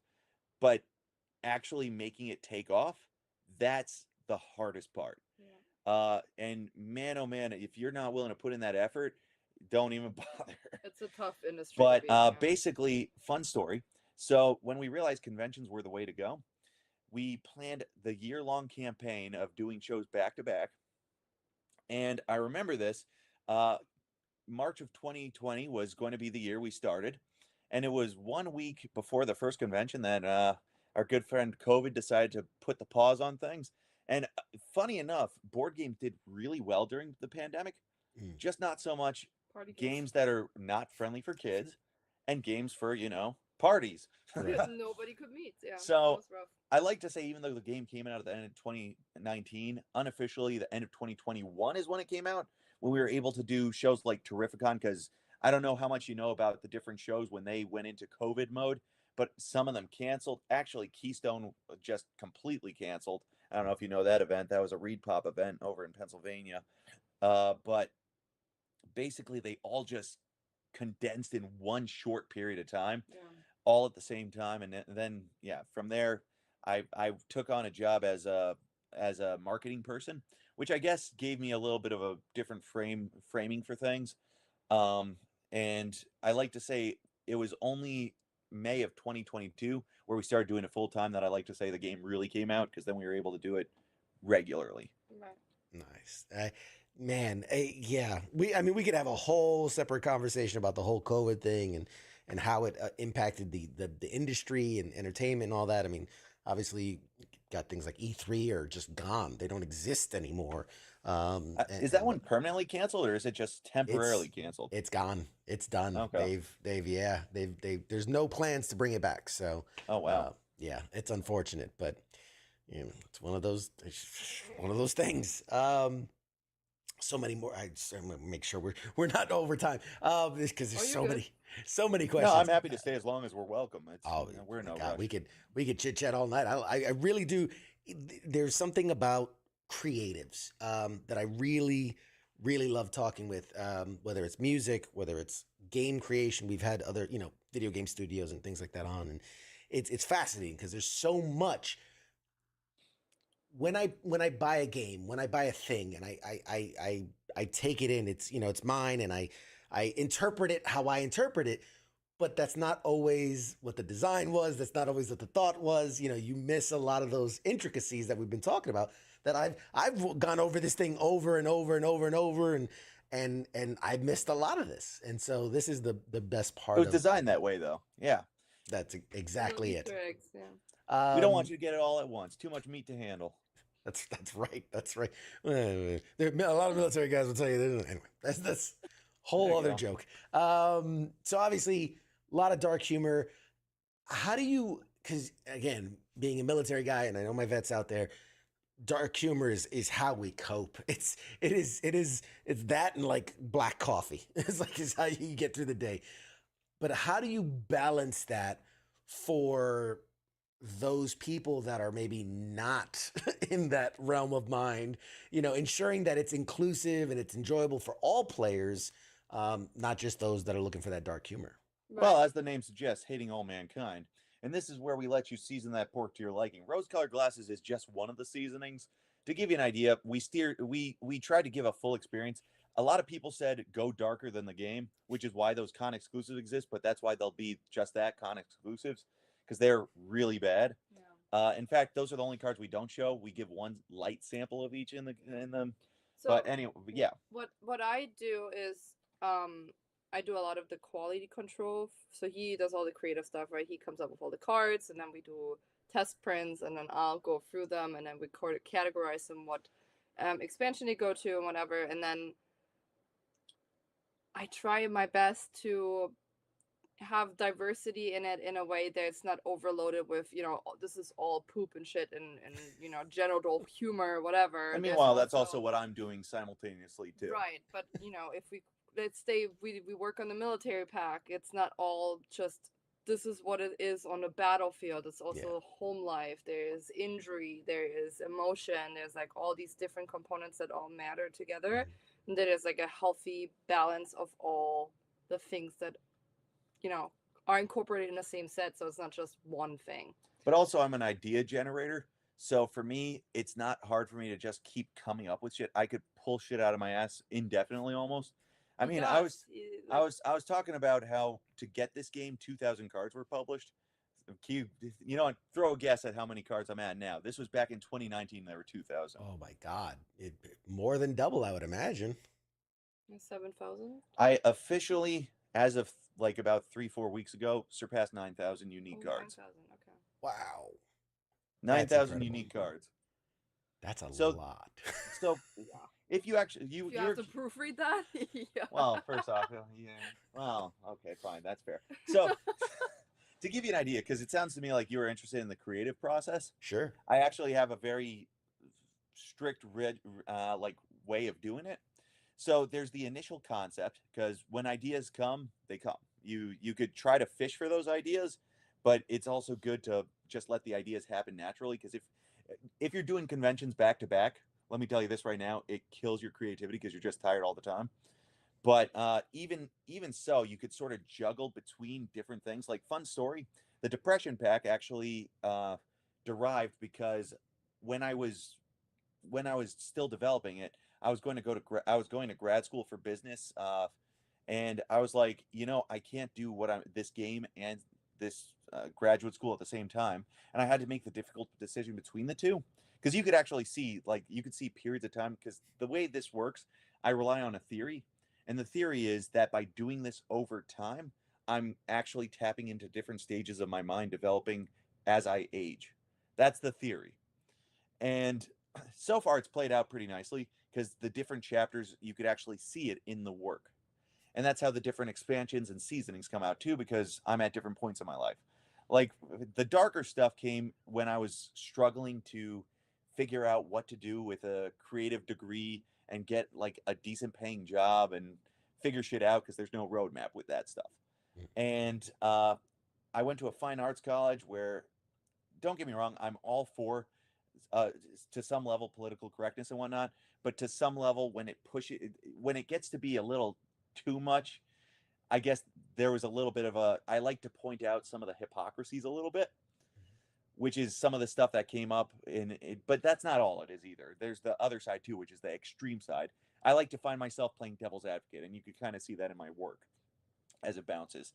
So when you were asking that question before as well about the people who don't like the darker stuff, there's also plenty of light stuff too. But if you're someone who's worried about dark stuff, this might not be for you, because the threshold for people like that, it's just not there. But a lot of the expansions, it depends on what you like. Like, X-Ways to Say I Love You is a little bit more playful. That one is like, a lot of it leans into like cheesy romantics. Every answer specifically responds to how to say I love you to that special someone. It could be sweet like a breakfast in bed, but it could also be sour like a black eye, You don't have to keep But using yeah, it. no, I'm a hand gesture person. She's keeping me in check here. But just like I love bait and switch too. Like, yup, that'll kill you. It suggests that it's just the literal stuff that'll kill you, which is too on the nose. I don't like being on the nose with my work. So it's also the emotional stuff that'll kill you. Like one of the cards, Sadness. like Terminal Sadness, or just the one that a lot of people laugh at the convention is Dat Pussy, because, well, yeah. And Lethal, baby. even my superhero pack, it's not just superpowers, it's things that should be a superpower, like reading above an 8th grade level, which is, fun fact, actually the US average, and I'm not making that up, and having a reading based game and traveling to every corner of the US now. I can confirm that firsthand. It's sad. I believe it. I absolutely believe it. I'm actually impressed that it's an 8th grade reading level. There you if go. anything. I think it's gone up a little over time, Man, there's so much. There was a great question that came up while we were actually playing the game, and I wanted to bring it up now before I forget about it. Could you see this like as a video game, like almost like Jackbox Yes. party games? Actually, this is something interesting to bring up too. And this is like something I haven't talked about in a long time, but the initial concept here was to eventually, so in the initial thing, I thought of this as 2 pillars. The first pillar is the tangible game, which is what exists right now. And the other pillar, which is to create a thing that's open source, where people could create their own content, publish it online like a Reddit style forum with an up and down and voting system with tagging as well. And then you could start categorizing, like kind of like a YouTube. It becomes complex with the metadata, so it actually starts fishing for keywords. Anyway, there's a whole big vision here, and I invest. It is expensive, and I was not like very wealthy. So I went overseas to India for development of this, and it was supposed to be a 6-month project where it was. You remember? I take it you've played Call of Duty, right? Obviously. Okay. I was going to talk like you did, Duh. but I wanted to confirm first. You know how they had that one thing where you could create your own emblem, and it was Yeah. the different parts. I think it was in Black Ops 2. Yeah. You know what I'm talking about. Oh yeah, Where you yeah, could create- absolutely. Where you could create your own emblems and whatnot, the custom stuff. So there was going to be a way where you could create your everything, whether it's a colored card, a board, a pink card, gray card, you name it. And there's actually going to be different types of spaces too, so it wasn't just the square spaces. And those red circles are just the first thing, because one of the Get things. to the point, Jesus Christ. Anyway, okay. Anyway, there was a big vision. Okay, I'll just skip over the nitty gritty. But basically, the goal was to make it so there was also an app that incorporated all this stuff, so you could start sort of like picking cards up, saving them into like a playlist type thing, and then be able to play with that deck in an app. Nice. Now, this was supposed to be a 6-month-long project, and this was actually in the development before the game was published too. It stretched out to 2 years, spent a crap ton of money on it, and they just couldn't work out the bugs, and the whole thing fizzled. So the hope is, because I think at this point I have about 30 pages of detailed notes on how this is going to be done. The hope is to eventually revisit this, but that was just such a pain in the ass project that it's on the back burner for now. But if you could see, even on the back of the box, it still references it, because that's still on the to-do list. So yeah, long story short. Yes, there's going to be a video game. There was a plan for it, but And there still right is a now plan it's for it. on hold. There you go. By the way, you guys are awesome. Oh, I love it. I love it. I absolutely love you guys. I adore you guys. Reminds me of my wife, actually. So She keeps me in check. I could keep going. yeah, I get into the same Keep thing. saying my love language is verbal abuse. So. There you go. And yep. Which, by the way, people love you in the chats. But yeah, Susan, who's identifying you. My God, no shit. Laura and George, Jesus Christ! I wanted to say George, Greg. The George from the jungle. Close enough. Yeah, do it a G. But Susan says George is definitely an ENTP, which I guess is it's that psychological where you break Actually, I down took a test. Myers-Briggs, yeah. INTJ is what I officially got. INTJ. So she was close. She was close. Yeah, and then she says The mastermind. Laura's Mastermind, what it was. ISFJ, I guess would be the Whichever the mastermind was. Close. Close to that. Oh man, you guys, yeah, everybody loves you. You guys are great. Even someone said reminds me of Jim from The Office. You got that vibe going for you. So I'm All a right, big I'll fan. take it. it's He's a one good of my thing. favorite characters. That's a good thing. Yeah, it's a great thing. Creed all the way. Sorry. No hate on Jim, but Creed is my man. Oh my God, that says so much. That says so much. Oh my God, but he's great. So what challenges have you found in marketing a game? I Don't get him started. in 80 Wrong words or question. less. Next. Moving on. Marketing is a bitch. That's all I can say. It's a tedious, long process. Well- It's expensive. You have to have your social media running, which is also tedious and annoying and time consuming. So there's a lot of little different components that that work with. Well, market. Okay. well, go let me ahead. ask him. Do you want Go the ahead. do you want the TLDR or you want the nitty gritty? Well, I mean, we have a lot of questions to get to. Let me ask you this: what's the team look like right now? What who are besides the two of you? What's the team? Nobody so basically, else. That's so it. well, the official team is really just my wife and I, but we have like guest stars join us for some shows too. And I mean, we have the people we always use for shipping, the people we use for, but they're like contractors or whatever. But the official team here is really just my wife and I, and then sometimes we have people join us. We usually have. There's 3 people I usually have proofread. I segued and never even got to the whole creative thing. But beyond just the idea of going throughout time and having different age George, I guess you could say, come up with new ideas. Uh, there's actually about 4 steps involved. There's the initial idea, then there's the transference from text to my notes, and then from notes it changes a little bit, and then when it actually gets created into Photoshop, which is how I do my work, uh, I edit it again. So it goes about through 3 to 4 editing steps from different periods of time, because I'll create the backlog and then address the backlog. So it actually evolves over time. But also, when the cards are then published, it goes through a process where only the best get out. Because I could come up with as many ideas. I could come up with unhinged. I could come up with informative. I could come up with emotional, whatever. But basically, I have a few people then scrape away the best cards that I call the A-listers, and everything else, just chuck it. And the concept here is, have you ever heard of Cidre de Glace? That's This new is to me. this is a thing in Montreal. It's a type of dessert wine, where it's essentially hard cider that they distill down to about 15% alcohol. And the way they distill it is what I compare this process to. They basically freeze it, take off the ice, freeze it again, take off the ice. Alcohol doesn't freeze, which is why it gets distilled.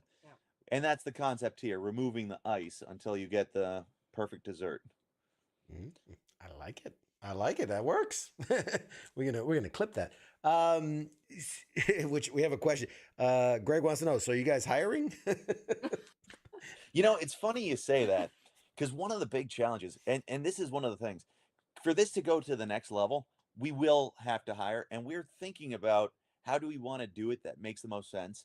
Because one of the challenges, and this goes into the marketing, no one is going to give a shit about coming to your booth if you have something that's not face value. I understand what this is. Yeah, You go to conventions. How many board games do you see? Quite a few. How many do you see to a few different conventions? The same game company. Oh, like the same one? No, almost never. And the reason, it's a tough gig. You'll see the odd game company, but you won't see that same game company very often. In fact, I could think of only one. There's T-Turtle, but they're not really a game company. They're more of a T-shirt company, I would say. What's with the? Because you did a thumbs Oh, up. so it gives me the contrary. Anyway, that Good threw me off. job. But so T-Turtle, I don't really count as a true games company because they sell T-shirts as their primary thing. Sure. But the only other company I could think of that's like on the same scale as us with going to different shows would be Drinks with Frenemies. And we love Eric. He's one of our good vendor friends. I'm sure you've seen the booth at shows. That's the only other person. There's some people that do local shows that we all love too. There's Cheer Up. There's Mission to Planet Hex. What? Not continue. It's like he just rambles on. The question is, okay. no, we're not hiring right now. Well, no. Well, Sorry, Craig, if you were waiting for your answer. we do want to hire. It's just figuring out how to do it, because right now we've actually gotten a whole system down packed. Because when you go to conventions, a lot of it is what you see is what you get, which is why we started doing all kinds of random shit. We went ham with our stuff. We have 109 pins now. We got 4 different plushies. We got 75 ham stickers. Our plushies we call My Little Hammies, and they got a squeak spot if you know where to press them. Anyway, so that's a whole different thing. But the big thing is the big thing is you can't just have people sit at the booth. There won't be success. Yeah. There's like a certain amount of showmanship, and that's something that is hard to replicate. There's about 270 shows on our list, so it's not like there's not enough meat to pass around. But how do you find that sweet spot where it's worth it for someone to travel? Because we did hire a few times outside, and we had some situations where the people just didn't show up to the show, and then it's like we got screwed. And it's like if you're going to do this and hire someone just for the sake of it, you need to have a stable, like, this person jumps from here to here, which we're sort of shifting to, because with this June release, aside from 109 pins, 4 plushies, 75 stickers, we are going to be going up to 23 unique products now with this new release. So the hope is to keep building and building. And we're currently playing around with the people who have been like our guest stars to see what model works best, because we want to make something that works for the people we hire as well as us. So that's sort of one of those things we're playing with this That's year. convention specific. Yeah, with convention specifically. Yeah. If someone wants to take care of the taxes, please let me know because I She fucking does that hate part. it. Yeah. So yeah. The paperwork, man. That's the killer. That's the backbreaker. Yeah. And especially with the sales tax, right? For each state, there's different sales tax, and you have to talk to all the different departments of revenue. It's a so Kafkaesque existence, I'm if you've ever having- heard that I'm term. having such a good time. Oh my god. Okay. Bureaucracy is the worst. Anyway. No, you guys are fine. You guys are totally fine. I'm enjoying the hell out of this. You're doing most of the work for me. It's great. I'm checking off as you go down the list. I'm like, all right, he said that. He talked about that. You're doing great. Do you want my job? Because you guys are killing it. So outside of your game, obviously Game of Ham, what's your go-to? What's your favorite games to play and why? Funny. She actually doesn't like games. I'm a horrible loser. I'm an even worse winner, and I will let you have it. So it's always unpleasant to play games with me, and I don't really enjoy them. Now, if you play like a 5-year-old, if you whip out Uno, let's go. You know what I mean? But I don't have the patience for any like placement worker placement. whatever he said, type of games. You know? Gotcha. Yeah. Monopoly. She's very light. I mean, the games that she enjoys playing with me right now: Potion Explosion, Azul, and do you enjoy Century Spice Road? No. Okay, not Century Spice Road. We tried Quacks of Quinlanburg. I liked it, but I haven't been able to get her played again. For me, I like just about all games. The only thing I like video games, if that matters. Yes. So for me, and I guess this is why I kind of found myself doing this type of game, I play almost anything except for single player games, which I just don't find stimulating. I just don't. Well, you need the competition. If I want to have a good story, I'll just watch a movie, but that's the main reason I guess people do it. But when it comes to the actual playing of the game, it feels like once you learn the algorithm, you just rinse and repeat. But with multiplayer, it becomes like a thing of getting inside the mind of your opponent. Yeah, which is skill why building, I guess getting better and better. yes. And in fact, I'm someone who specifically wants to play with people above my skill level because that's how I get better as a player. In fact, fun little Call of Duty story. I'll go on a tangent here. So, if you don't mind, by all means. Fun little Call of Duty story. So Call of Duty is something that when I first played, I wasn't like great at or whatever, but I purposely play with the worst guns in the game in order to get better with the good guns in the game. But basically, I ended up my KD, if it matters, bragging rights 1.4 or whatever. Wow. But with my good guns, much higher than that. Anyway, so going to the point. I just hey, it's a geek podcast. That's I what let this you nerd is. out. Yeah, Anyway, you're right at home. One of the things that really sums up how I like to do things was you've played Call of Duty. You know how there's always that shark in the lobby, and they always pair you with one person who's going to kick your ass. The person who has that 7-1 KD, and it's like, oh my god. But anyway, so one day I was like, for shits and giggles, every time I found one of those people who's just strictly better than me, I said, hey, you want to party up? So the next round comes, another shark comes to the lobby to offset this. We ended up having a full team of 8 sharks, and with my nice little 1.4, I was like second worst on the team. And we That's how played, you get better. and it was just, and we just had nuke after nuke after nuke, and then we all got bored because it was just not fun anymore. So we decided to play in a lobby with each other where it was like just one shot sniper, or throwing knife. Anyway, that sort of sums up me, if that makes sense. It explains a lot. So he's a lot of fun. But yeah, no, when it comes to board games specifically, the games I'm sort of drawn to, I really enjoyed Magic. And you guessed it, when I played Magic, I hated doing the meta stuff because it's just like, oh, look at me, I'm so special. I spent $1,000 on my deck. How cool. Anyway. You just insulted a lot. Anyway, for those insulted. I feel the same way. Actually, so I pride myself on creating a game that could take on a meta deck with cards that might not be okay. Yeah. Anyway, so I ended up making a mono black deck with cards that weren't those meta Right. crush cards, but could take on a lot of those really fancy decks. And for Sure. me, that was the most fun. Yeah. Or if I played with people who preferred winning, I would come up with the biggest troll decks. I would find the weirdest ways to win. One of my favorite things was just a mill deck where I would make people run out of cards in their deck Yep. to win. Fun thing in this game, the game we made, the game I made here, it actually takes a lot of Magic influence. I don't know if you noticed the stack rule. Sure. Yep. That Work from the was top down. Yeah. That was directly inspired by Magic, and the flavor text was actually also inspired by Magic.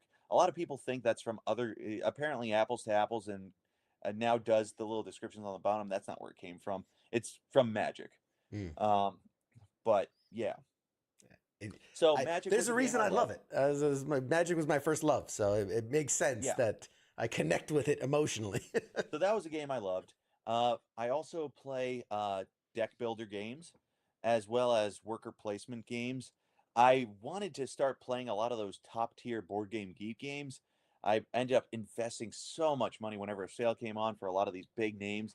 I would buy it, but I kind of gave that up when I bought both Gloomhaven and Twilight Imperium. You can kill someone with a box. And I tried learning Twilight Imperium at the same time as playing with people. Don't get me wrong, I watched the videos ahead of time, but if you know Twilight Imperium, you know why that's one that even if you watch it a million times, it's not going to be a smooth ride. Yeah. And when you sell it as, hey guys, it's only going to be 8 hours long if you know what you're doing, naturally people jump on. Right. I think we played for that one for about 3 hours, and then no one wants to ever touch that again. Yeah, no, it was awful. Never again. But yeah, I I would say if you were to go by Board Game Geek rating score, we're sitting at around a 3 as our max out. Okay. Hey, that's nothing wrong with that. Nothing wrong with that at all. Man, I feel like we've talked so much. Is there anything that we haven't covered? Because I want to make sure, obviously, that I give you guys the platform, because I want people to go out and play this game. I want people to have this game, and we're going to talk offline because I need some of them con exclusives. We're gonna talk offline. That'll be a whole separate conversation. But is there anything about the game that we haven't touched on that you want people to know? This is your chance to speak to the masses directly and let them know why they should get this game. I mean, ultimately, I'll put it in the way people say it to us. This is what Cards Against Humanity should have been, and frankly, going into it, that was the goal from the start. The hope was not to just be there's a lot of, when Cards Against Humanity came out, everyone went for the money grab. That wasn't the goal of this game. The goal of this game was not to tap into an exhaustive subject, but rather take it to that next level, not reinvent the wheel, make it better. Because for me, I feel like copycats are the lowest form of bottom feeder. That's just me. So when people say this is a copycat game, it's like, well, if you call this a copycat game, then Cards Against Humanity is a copycat of Mad Libs and Apples to Apples. Right. You know? I think the strongest suit about what he did, I don't even claim any, bragging rights here, but are the ability cards with the board game. Like as you guys did with the playtesting, and you play the green card down, you force the judge to pick a new winner, and then you still don't win. So it's like there's so many levels and strategies, and at the end of the game, it's like, oh, if I wouldn't have played this ability card, I could have saved it for this mechanic where I would have won the game 2 turns ago. So there's all these little strategies that you can play with, and makes it so much more interesting than you keep playing question cards and answer cards. And with Cards Against Humanity, a lot of times it's you play until you either too bored and say, hey, yeah, we're still playing this game, or you're too drunk and can't function anymore. So yes. With this, it has an actual end to the game, right? You win the board game and it's over, and then you can move on to a new round or do something else. But also, it's the strategy aspect allows you to screw your friends over, and I feel like that's just such a fun, unique way to spice up the game, that if you will. And actually, going off what she said here, the rule book, to add a little bit more, I call it a D&D Master's wet dream for a reason beyond just being funny. It really is something that the rules could actually be activated while the game is currently running. And interesting enough, the game was specifically designed. So in Cards Against Humanity, you go around a circle. and each person is the judge. This game was designed so the winner becomes the judge, and that was a way of offsetting the person who always wins. Now it's Right. impossible for them to win every time. But also, by having that spot at the end where you have to land on it exactly, it does take a little bit more strategy. Like you guys noticed the gift giver mechanic at the very end. Yeah. That is a way to look at it too, because you could take advantage of those ability cards early on, but there's also an end game you have to be thinking about if you want to play it competitively. Obviously, it's a casual game, so you don't have to, but that's something to be thinking about too. And to sort of go, if you want to know a little bit more, because there's some stuff in development right now. I could tell you some of the directions that this is heading in right now. Who knows which of these? Right now, this is playing around with, because this is a fun little sandbox thing. If you didn't gather, that's exactly what this game. It's a sandbox game where you build your own. But some of the stuff that's being played around with in the back end, because the Punishing Board is just the first published thing. Some of the other things that are currently being worked on, going to the layers part. Currently, there's profession cards, which are actually something that's being worked on. Have you played the DC Deck Builder game? I don't think so. I'm not familiar with that one. Okay. Well, it's a sort of deck builder it's a game. deck builder game. You know, Sure. Shards of Infinity. Yeah. I've heard of that one. Okay. Well, deck builder. Anyway, basically, the profession is sort of a nod to my liking of deck builders, and the concept is each player gets their own different profession card, which has advantages both with the cards as well as the board. But then some of the professions strictly mess with other professions, so it becomes two different layers going on. So now the concept here is there's going to be this one layer, which is the professions, the next layer, which is the cards, and the final layer, which is the board. But even though that sounds complicated, it really isn't, because the three are going to be playfully interacting with each other. So that's one thing in the works. And then one thing that because this verbal algorithm exists, another thing that's currently in the works too is actually tying closer into the origins of all of this, Mad Libs, creating something that actually is much closer in that it's now you have to pick like 5 cards, 6 cards, 3 cards, 4 cards, and right now it's figuring out exactly the logistics of how to make it playable, because one of the obstacles right now is if you play with a group of people, it slows down dramatically. Right. So whether this is marketed as something that's just something fun for you to do for yourself or not, might differ a little bit. But basically, right now it's being play tested as a group vote edition, where now it leans more into like Greek Romanesque diplomacy. So that's sort of the theme going on here. And there's actually going to be little pillars, and those pillars are how you construct your stuff, so you don't actually know who played what. And then have you ever seen a Roman brothel token? No, I can't say. Well, those are very popular. Off attention again. Well, you said if there's anything else, please. Anyway, one of the things being played around with is basically the notion of casting your coin in order to vote. So it's a much more casual way to play a casual game. And then this will interact with all the other things because all of it connects to some level within one piece of each other. So that's another thing in the works, and then there's more too, but I could keep going. We'll have to bring you back to talk more about this, because this is I believe it or not, I find it fascinating. I really do find it fascinating, just kind of the behind the scenes and how these things come to life, and the work the amount of work that goes. My chat saying, "Wow, someone out nerded CQ." It's rare. Yeah. It's rare, but there you go. It can happen. He calls me a nerd all the time. Yeah. I was gonna say. I mean, I don't know how far you want to take it, but I was thinking like the professions, and then you go to like you can assign people different races, and like there certain races get advantages, and certain races it's harder to win, if you know what I'm saying. Like that would be that 4th level. We're And actually, interesting enough, I've actually thought this out, and right now this is another one.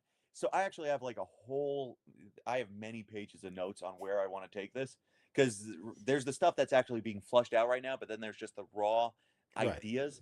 And one thing that also this reminded me of, the race thing, is also creating like an actual world map. and the world map actually has like things you could start capture points, so it becomes sort of a territory control as well as you go.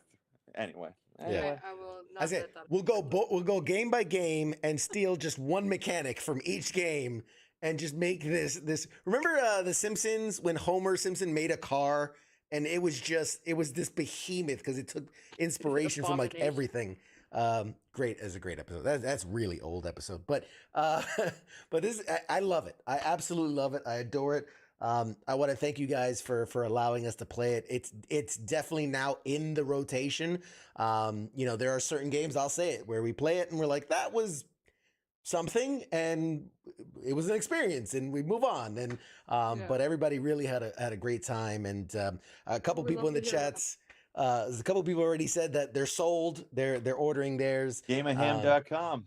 There you go. Gameofham.com. And actually, go ahead. Actually, one thing we're trying to do now, because we've been really bad about it, connecting with us on social media is something we'd appreciate. At Game of Ham. That's how we announce when we're in town, because the 2 con exclusives we currently have are just the beginning. We're going to be having more stuff, so that's a way people could keep in touch with us. But also for people who play the game, giving us a good Board Game Geek review, if you have an account like that, would be super appreciated, because you have the people who are just like, I don't like party games, let me just rating bomb this, and that kind of sucks. I mean, I think we're sitting at a 6.1 there, but everywhere else we're like almost a 5 on Amazon. We have like 5 stars on Google. We're good on everything but Board Game Geek, so that's one I want to get a little higher. All right, you guys, you've heard it. There's your homework. Get an account. I've never even heard of that, but now I'm gonna go find it. What's he said? It's the IMDb of board games. BoardGameGeek.com was that? Yeah. Okay, yeah, it's like the IMDb of board games. Yeah. BoardGameGeek.com. You heard that, Mike. We're gonna create accounts and we're glowing reviews. I'll get the whole team that played it. And Greg's in the chat. He says he's followed you guys now on social media. Yeah, I just got a notification. Greg, you're my man. There you go. See, next up, Fan Expo Philadelphia. There, I'm gonna be. You guys gonna be there? I'm gonna be there. We gotta link up. Booth 447. 2 people above 6 feet, that's us. Oh God, I don't want to stand next to you. I'm gonna look so tiny. And I'm 6'3". Her family makes me feel short. That's a weird feeling. I'm the shortest at 6'2". Yeah. Oh, God bless. I'll bring my little step stool, and we'll do a little interview. Put aside a couple con exclusives for me, because I'm picking those up while I'm there. All right, with that, thank you guys. I want to thank my guests, Laura and George. Right, I go by Greg too. Greg, George, Jim, whatever.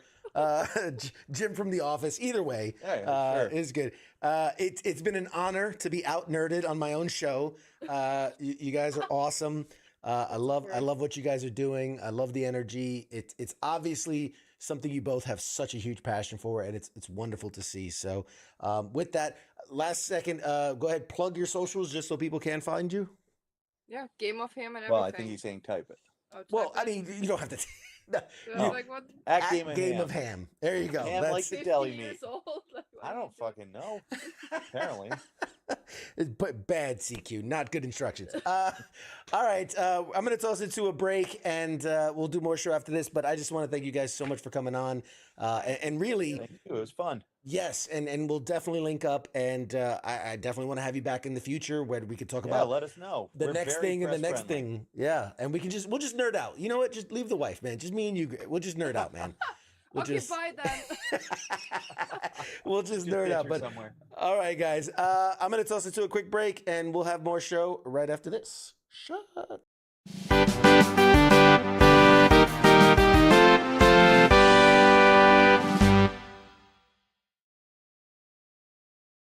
You're listening to the sounds of WTF Nation Radio.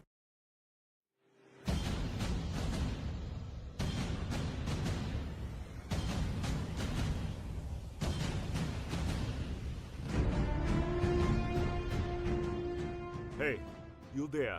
Yeah, it is right, you. Let me ask you something, right? Where the hell do you think that you're going? Oh, would you think because the show's going to commercial that means you get to just walk away? Well, CQ asked me to pass on the little message, alright? And it says, I'll be back.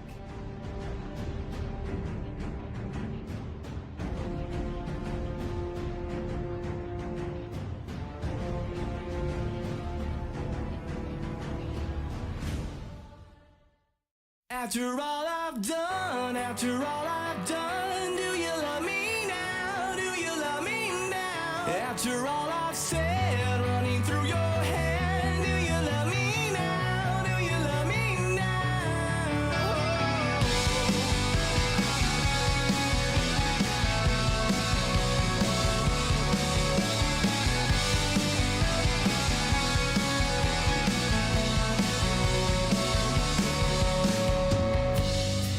And if I told you everything, I bet you cry and run away.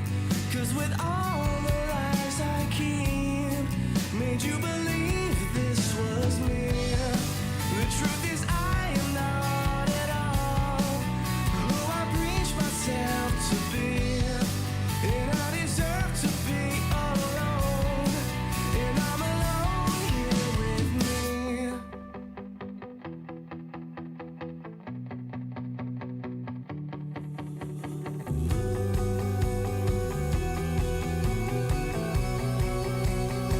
And after all I've done, do you love me now? Do you love me now? After all I've said, running through your head, do you love me now? Do you love me now?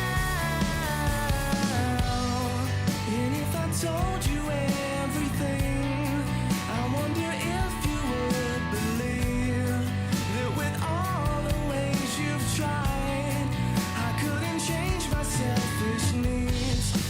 And with endless love from you, I took for granted everything. And I deserve to be alone here with me. After all I've done, do you love me now? Do you love me now? After all I've said, running through your head, do you love me now? Do you love me now? And I believe I could close my eyes and make it go away in dreams. And honestly, I could die to take it all away from me. After all I've done, do you love me now? Do you love me now? And after all I've said, running through your head, do you love me now? Do you love me now? After all I've done, do you love me now? After all I've said, running through your head, do you love me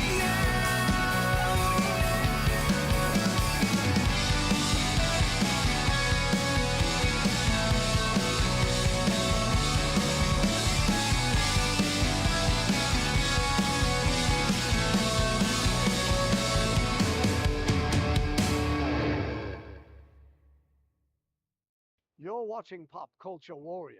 The force is strong. They have the high ground.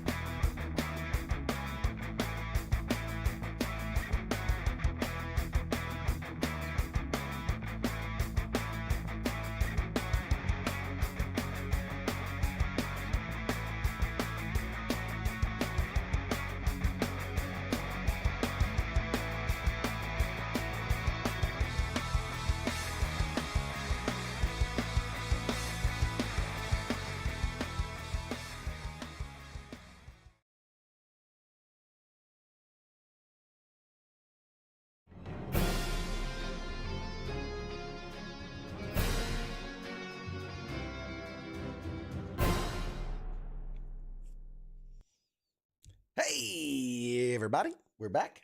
Let's bring in our favorite Marine with the mouth. Hey, Mikey, what's up? That's you. What's up? Dang it, my shit's glitching again. God damn it. Is it? Can you hear me? Fuck. It's like freezing on my end. I was sick last week. Now my computer's got a case of the CQs. Yeah, your computer's got a virus. It's sick. Anyway, that was Laura and George practicing that from Game of Ham. How they were just awesome. I could honestly, I could have nerded out as rightfully like people were saying in the chat. I could have nerded out with them for another couple hours. They were great. We couldn't. Yeah, we wouldn't be here. Nemo is out there. Game of Ham was great game, loads of fun. There you go. Someone who played it. And Angry Self says giveaway. Yes. I'm going to. I didn't want to put them on the spot here, but they've already said they're gonna send me. Well, not send me. We're gonna do a giveaway, and then I will make sure someone gets it. Should we do that now? Should we do that now, or we wait till another? Do it. We're not gonna be on. We got like one. We're gonna do one more show next month. We're gonna take a break for the summer. When are you gonna get this shit out, Chris? You're not gonna be here Christmas. Don't put out bad information like that. October. People are gonna believe you. We'll give it out. Nobody believes me. Everyone knows I'm full of shit. People are gonna believe you, man. Do it now. Put your wheel in. Put the names in. Okay. All right. God damn it. Jesus your Christ. Wheel of bullshit. The same person's gonna win it anyways. One fucking person. Just click the name. God damn. You fucking hacking bullshit. Pete, you win. Congratulations. Pick it up tomorrow when you drop off my Amazon packages. Not mine, but CQ's. Listen, fucker. Giving all the secrets away. It's after hours. It's way past my bedtime. Is it? Don't listen to him, folks. It's past Grandpa's bedtime. You don't listen to him. All right. So give us what's a. Yeah. I'm just gonna go ahead and start putting people in for this Just prize. put people in. So there you go. We have 5 people watching. Britty, you're in. Angry Elf, you're already in. Let's see. Who else is out there? Nemo, you're out there. You're in. Anybody else? Let's see. I got Greg. I got Susan. Hey, Susan. She was killing me in the chats, man. I was loving it. Susan, you rock. Who else? Anybody else out there? Corey Gray commented. Corey. Let's get Corey in there. Anybody else? Anybody? Just start throwing out names. There's the Jeff and Bob and the feed and see Blue and I think Bluey's out there. Oh, that was sad. You watching Lee's Bluey? That shit was sad. Greg said Mike's out of line, but not wrong. I'm always at Jim Handy. I don't think that's a real name. You never had a Jim Handy before? Fool me once. All right, we got Jim. Fuck it. That's about everybody I've seen comment. Let me scroll. I don't know how to work my phones. All these interwebs. All right. Well, if you sent a message at some point in this show, you're now entered to win. On top of, just as a reminder, not obligated to, but we do have a Patreon account, patreon.com/popculturewarrior. And in situations like this, I enter all those people's names into the giveaway, even if they didn't watch live, because they've supported the channel. So this is my way of giving back. So we gotta like increase those feet, like just like Sirius XM. Like it's $2.99 for 3 months. Oh god. And then it's $49.99. People are not gonna like you, man, for sure. All right, so let me share. I gotta share my screen here. Internet. Gotta share the internets. Which screen is it? Cancel Patreon. You're so funny. You're so funny. All right, let's pull it up here. Let's see. Where's my button? There it is. All right. No, didn't want to hide that. Let's see. Here we go. Oh, that's big screen. All right, that's not what I meant to do. Hang on here while I pick. Showing naked pictures of yourself on the internet. So here's all the names. These are all our Patreon people. You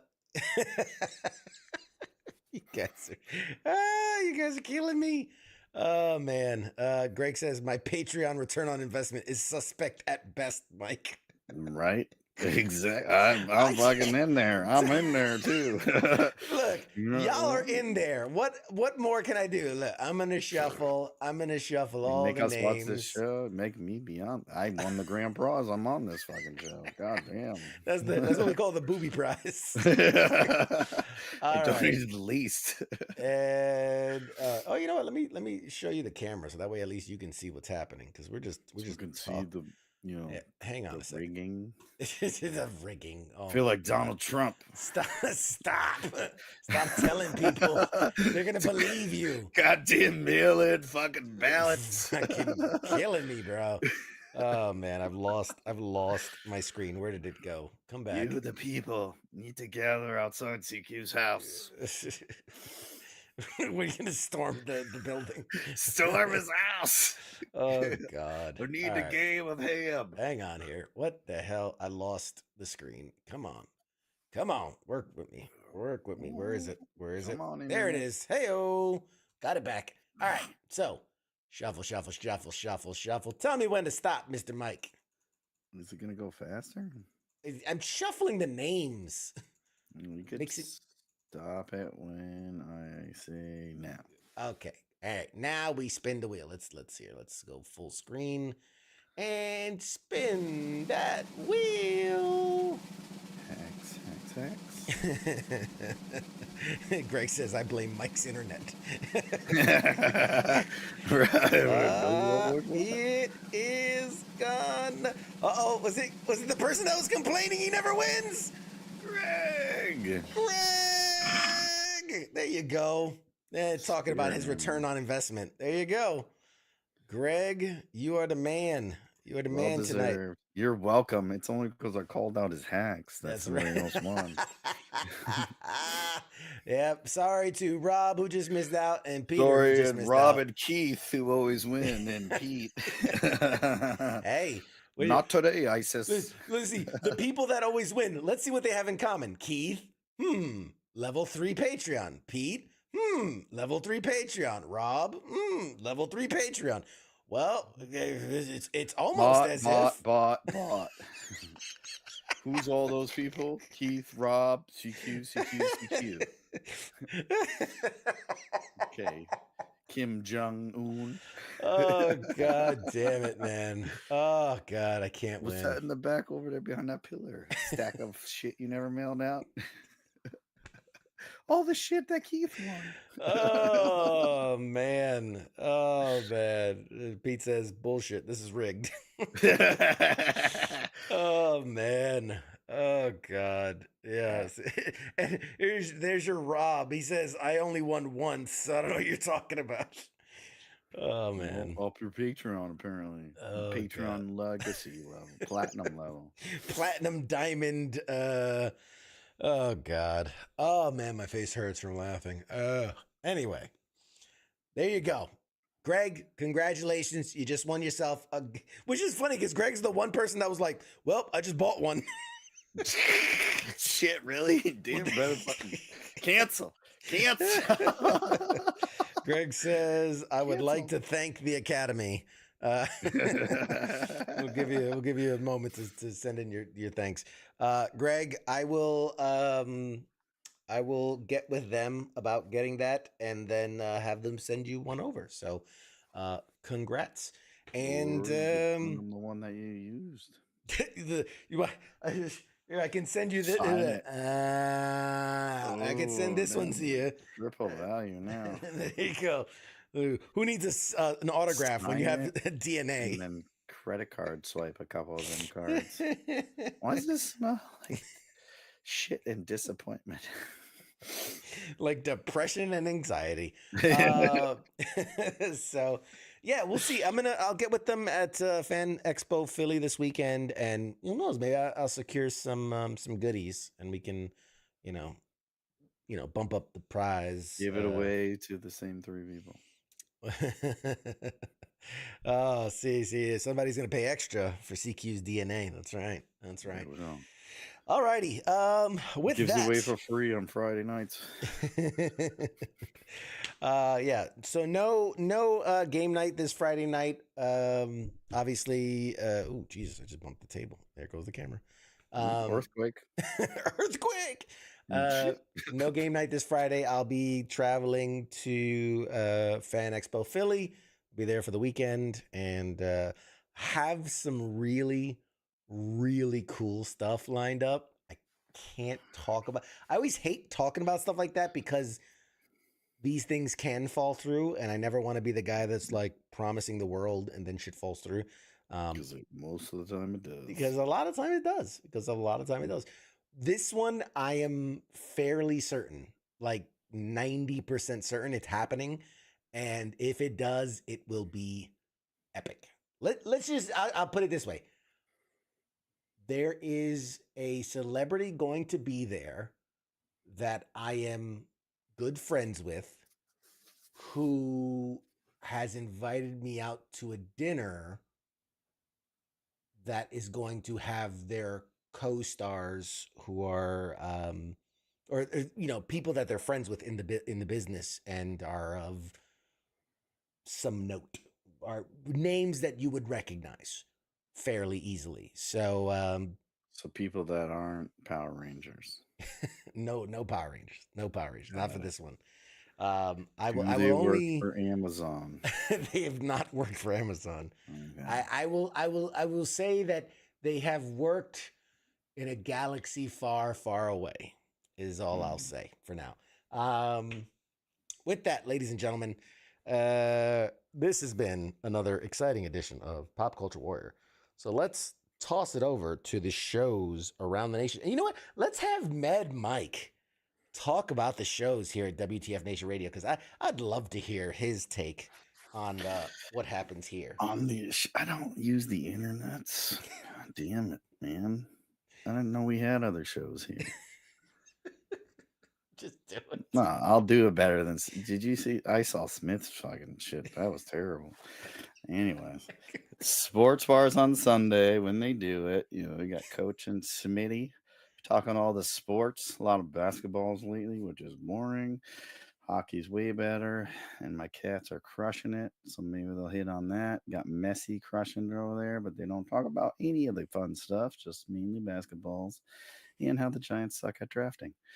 We got the Monday edition, and we got your Pop Culture Warrior on Tuesdays. When I'm here, it's fun. When I'm not here, it's okay.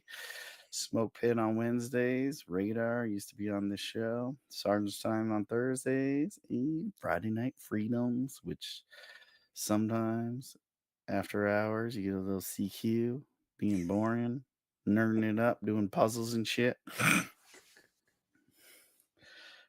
Well-rounded network of shows we have. So bad. So bad. It's fucking awesome. God. I don't watch anything. I don't use the Facebooks. Don't use the internet. Oh God. God bless I don't it. even watch your show when I'm not on. Okay? I don't even watch the shows I'm on. Well, thank you. Greg says, never thought I would miss Radar. You don't have to miss them if you watch fucking the Wednesday show. Oh, I don't remember what it's called. He's already forgot the smoke pit. It's the smoke pit. Oh God. Oh man. Oh, I've got nothing to follow that up with. I've got nothing.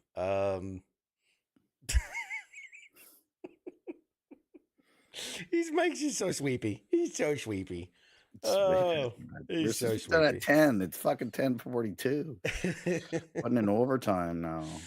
Got up at 6 in the fucking morning. Oh God, that sounds like a you problem. So this weekend, keep an eye out. We'll be posting from Fan Expo Philadelphia. No show on Tuesday. I don't want to talk about yet where I'll be, but I'll just say I'm flying to Texas. Yeah, I'm gonna leave it at that. I'm gonna be flying to Texas. Two things in Texas: steers and queers. I'm gonna go with queers. I mean, we'll see. So I'll be in Texas for a couple days. I'll be getting back the following. So there won't be a game night this Friday, but there'll be a game night the following Friday because I get back like. So the Friday, the week of this that we're not doing the show. No. Is that the 7th? The 10th. 10th. You make everything more You're complicated. gonna do boring game night on May 10th. Oh God, yeah. Which I got an expansion for Marvel Zombies. For those that watched us when we played the Marvel Zombies board game, I loved it. I enjoyed it. That was fun. And I just got an expansion. So now there's the Guardians of the Galaxy and Zombie Thanos, who collects, Infinity Stones that gives him mad power-ups. So I'm looking forward to it. He's still a zombie. No, he's still a zombie. But yeah, it'll be fun. I'm looking forward to it. Did Arthur Seaman draw those pictures for that or no? That's a great question. I'm gonna say no. I'm gonna say no. He's probably so pissed. They look like, if you look at the artwork, it looks more of like the inside of the comic versus the covers of the comic, if that makes sense. It's much more like his artwork is very it's gorgeous. I mean, it's beautiful. Yeah, the covers are always way better. And then you open up and you're like, what the fuck is this shit? Yeah. I mean, that's pretty much it. Yeah, because it's paintings is essentially what they are. They're paintings that they coverize, and the artwork for that one looks more like cel shaded. But anyway, all right, ladies and gentlemen, thank you for joining us tonight. Like I said, we are off next week. Back the next week after that. I have some really, really big announcements coming. Haven't been able to say them yet because things are in flux. But summer is probably this will be our biggest season our show has probably ever had. I'm just going to leave it at that. We'll leave it at that. We have some incredible guests coming up, some really cool stuff to talk about, and more giveaways. I get back to doing giveaways a lot more often. And yeah, it's going to be fun, man. I'm excited. Very excited. Greg says, so next show, June-ish? I'm like, late July. All right. Well, thank you for all the unicorns. Why does that keep happening? That's so disturbing. There was shit everywhere, and now there's a unicorn. There's my kids on here. Go to bed, damn it. Stop working the internet. Fuck. This is why the internet's all laggy on your side. I know. Like too much fucking animation. Oh god. Jesus Christ. It's like shit. All right, guys. We'll see you next week, man. Jesus Christ. I'm done. Yeah. This has been fun. Well, no, we won't see you next week. See you when we see you. Maybe. We'll see you when we see you. November. Yeah. Follow us on social media. You'll know when we're going live. All right. Bye, everybody. Say bye, Mike. Bye, Mike. There it is. Shots, guys.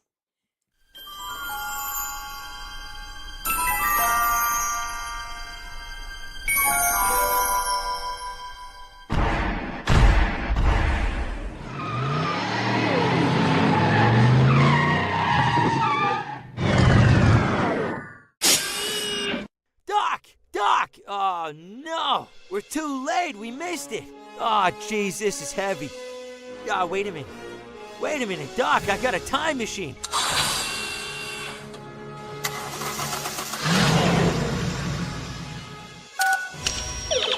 I'm just gonna punch in the coordinates. Pop Culture Warrior, Tuesday night, 8 p.m. Eastern Standard Time on WTF Nation Radio. Now crank this bad boy up to 88 miles per hour.